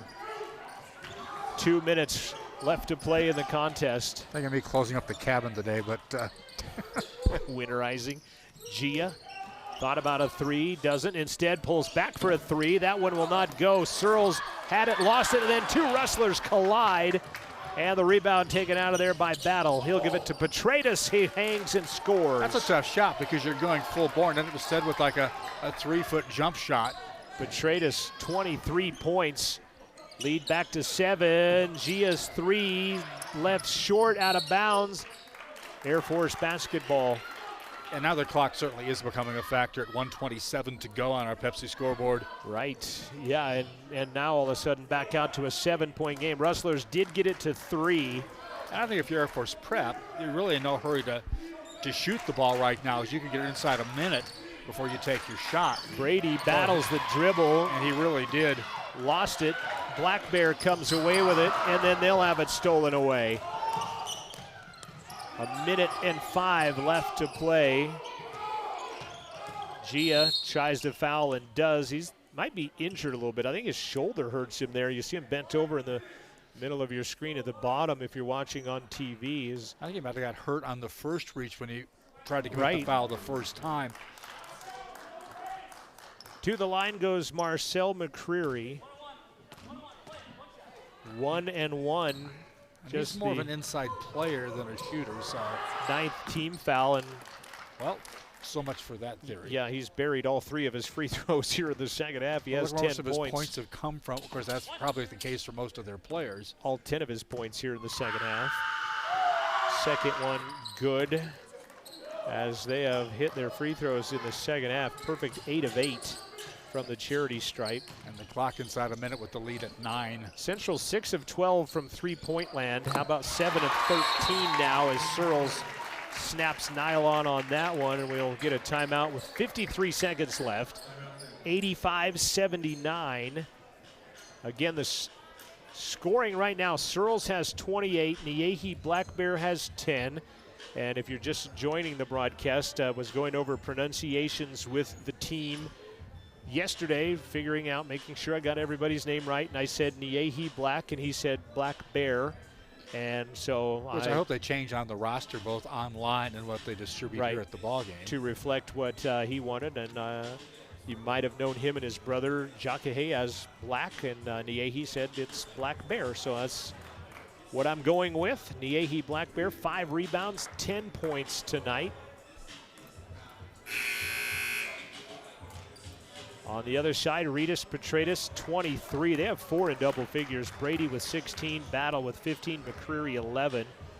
Everybody has scored with 7 from Turner, 7 from King. Well, Wyatt Bell has not scored. I take that back. 7 of their 8 have got in the books for the Air Force Prep Academy. Petratus will trigger it inbound. Central's going to pick them up full court, down by 2 possessions with 53 seconds remaining on the Pepsi scoreboard.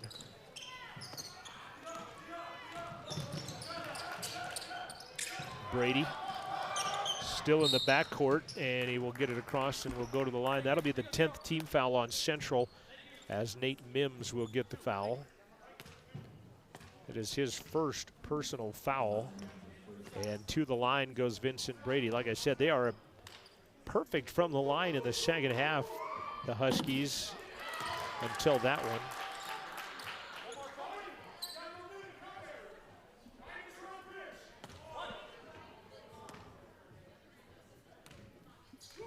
Second good 3-possession game now. Jaron Miller back into the contest for Nate Mims. 46 seconds left. 86-79. Searles has 6 3-pointers. Niehi is going to be fouled. That's good for CWC because the clock will stop as you have a chance to score some points. I thought they'd give that foul on King. They instead go Brady. That'll be 4 on Vincent Brady. And Niehi Black Bear to the stripe. Central trailed 44-28 at half. Got down 19 in the second half. Got it back to 3 and now trail by 6 as Black Bear has scored his 11th point. 7 of it here in the second half. Second, no good. Rebound tipped out to Searles for his 7th 3-pointer. Central has timeouts left, but doesn't burn it. They have 1 timeout left in a 3-possession game. Coach going to let him play some defense. Petratus working on Black Bear. Lost it, gathers it. Shot clock 2 seconds ahead. Coach wants a foul. Or does he want a foul? Gonna get a guy wide open, and he'll put it up and in is Battle. 12 seconds left. Boy, this one came down to a battle. Long pump fake reverse, got it, and now the timeout by Coach Schmidt will come. 10 points by Long. It's a 3-point game. I kind of like that decision by Coach Schmidt to let his team play that out and try to get a defensive stop, but just one too many extra passes, and Air Force got the wide open bucket. And maybe it wasn't even wide open as Niehi came in and made him double clutch it. Nice job by, that wasn't Battle that made that, was it? It was. Yeah, it was Ramondo okay, Battle. Battle, nice job because he actually, you know, was going to try to dunk the ball originally, looked like, and yet he's had the body control to take a shot, as it turned out. Rustlers burning their final timeout. Air Force Prep has 2 TOs remaining. And if they have trouble inbounding the basketball, I'm sure that's where you'll see them use it.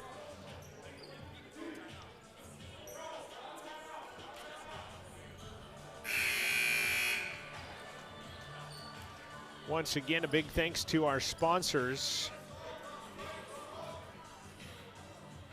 You hear them throughout this broadcast. Our Wydot Buckle Up for Life Wyoming postgame show will be coming up in minutes.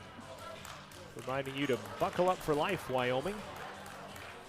Seatbelts, the #1 prevention device in preventing fatalities and automobile crashes. Again, Wydot urging you to buckle up, Wyoming. 6.6 left to play.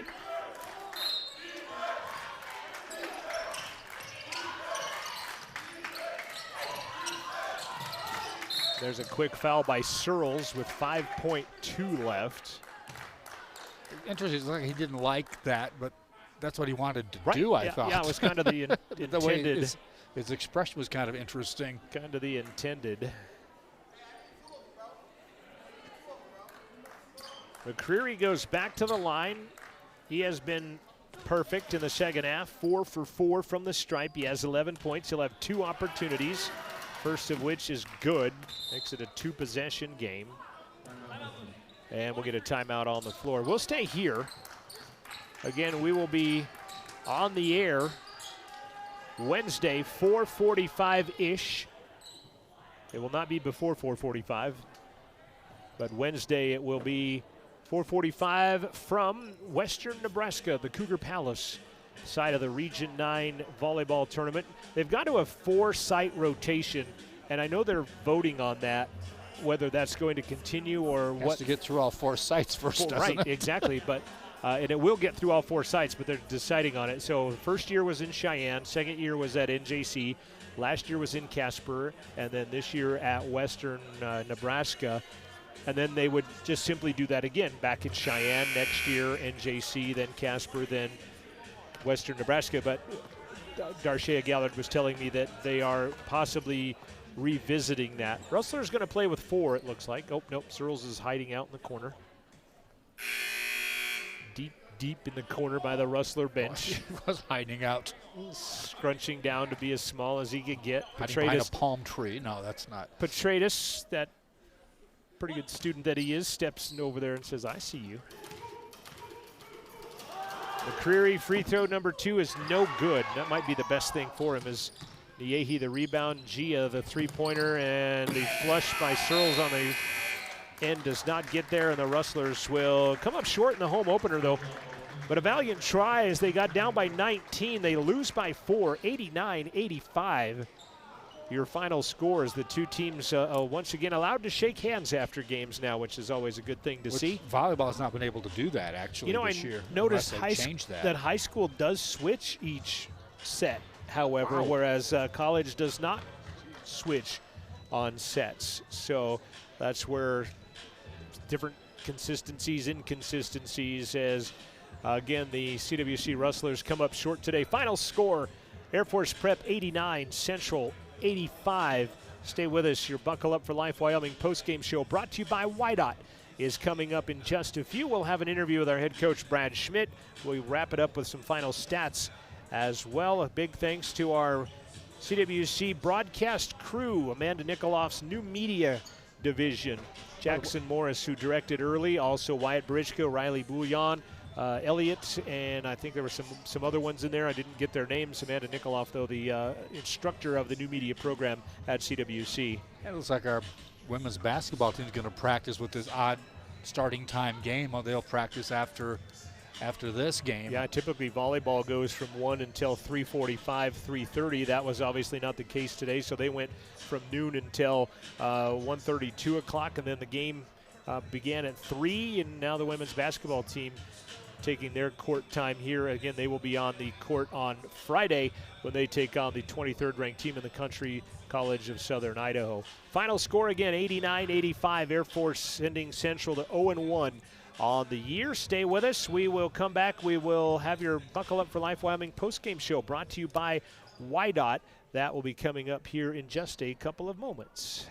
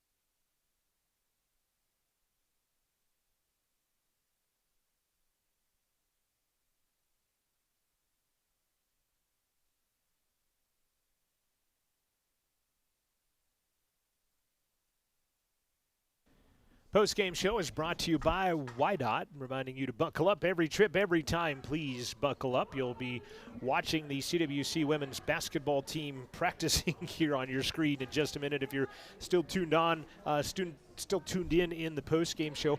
89-85. Let's take a look at the final numbers here. Central trailed at halftime by a count of 44-28. They outscore Air Force Prep 57-45 in the second half, but still come up 4 points short on the final scoreboard. It's very interesting to see what Brad has to say about the game, because I'm sure there was a lot of good and a lot of not so good.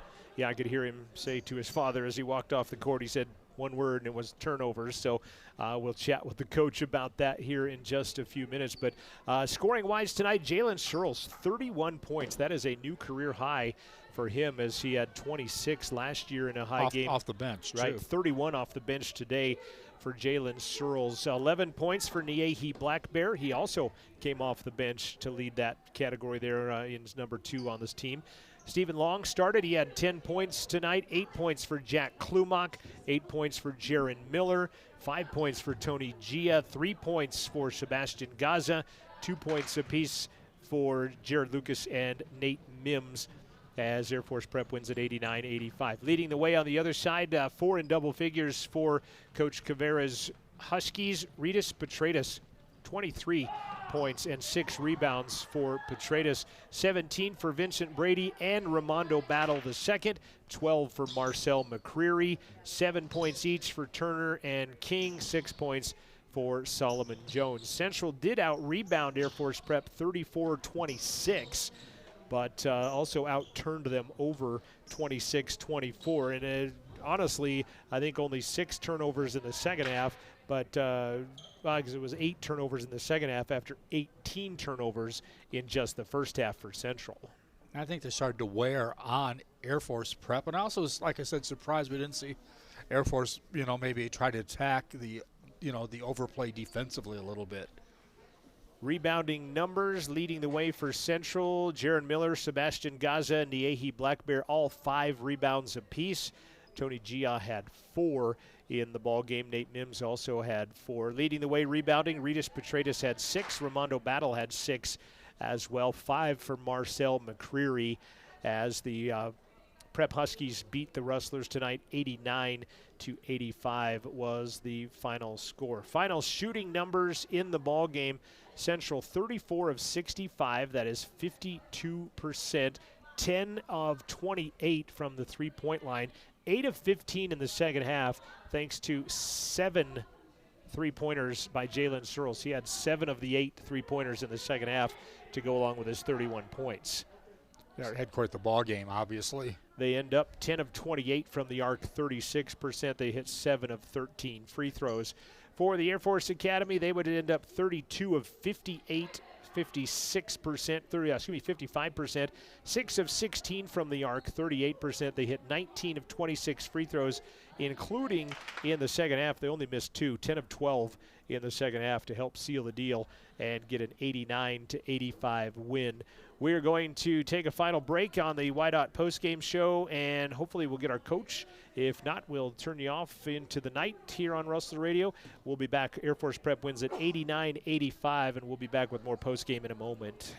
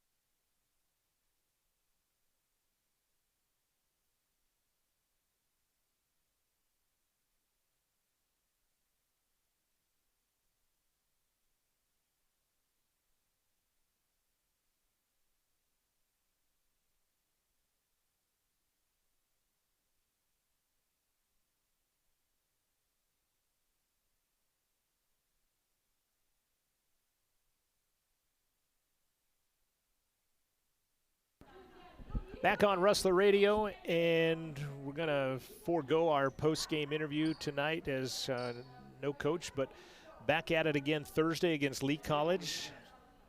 We did hear him say turnovers. We did hear him say turnovers, so we know right. That's part of the.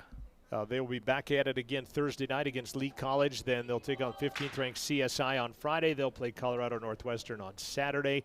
And you can check out more on the Rustler Sports Report tomorrow morning, 9 a.m. on your favorite CWC Athletics Facebook page. So tune in for that as well. Air Force Prep wins at 89-85.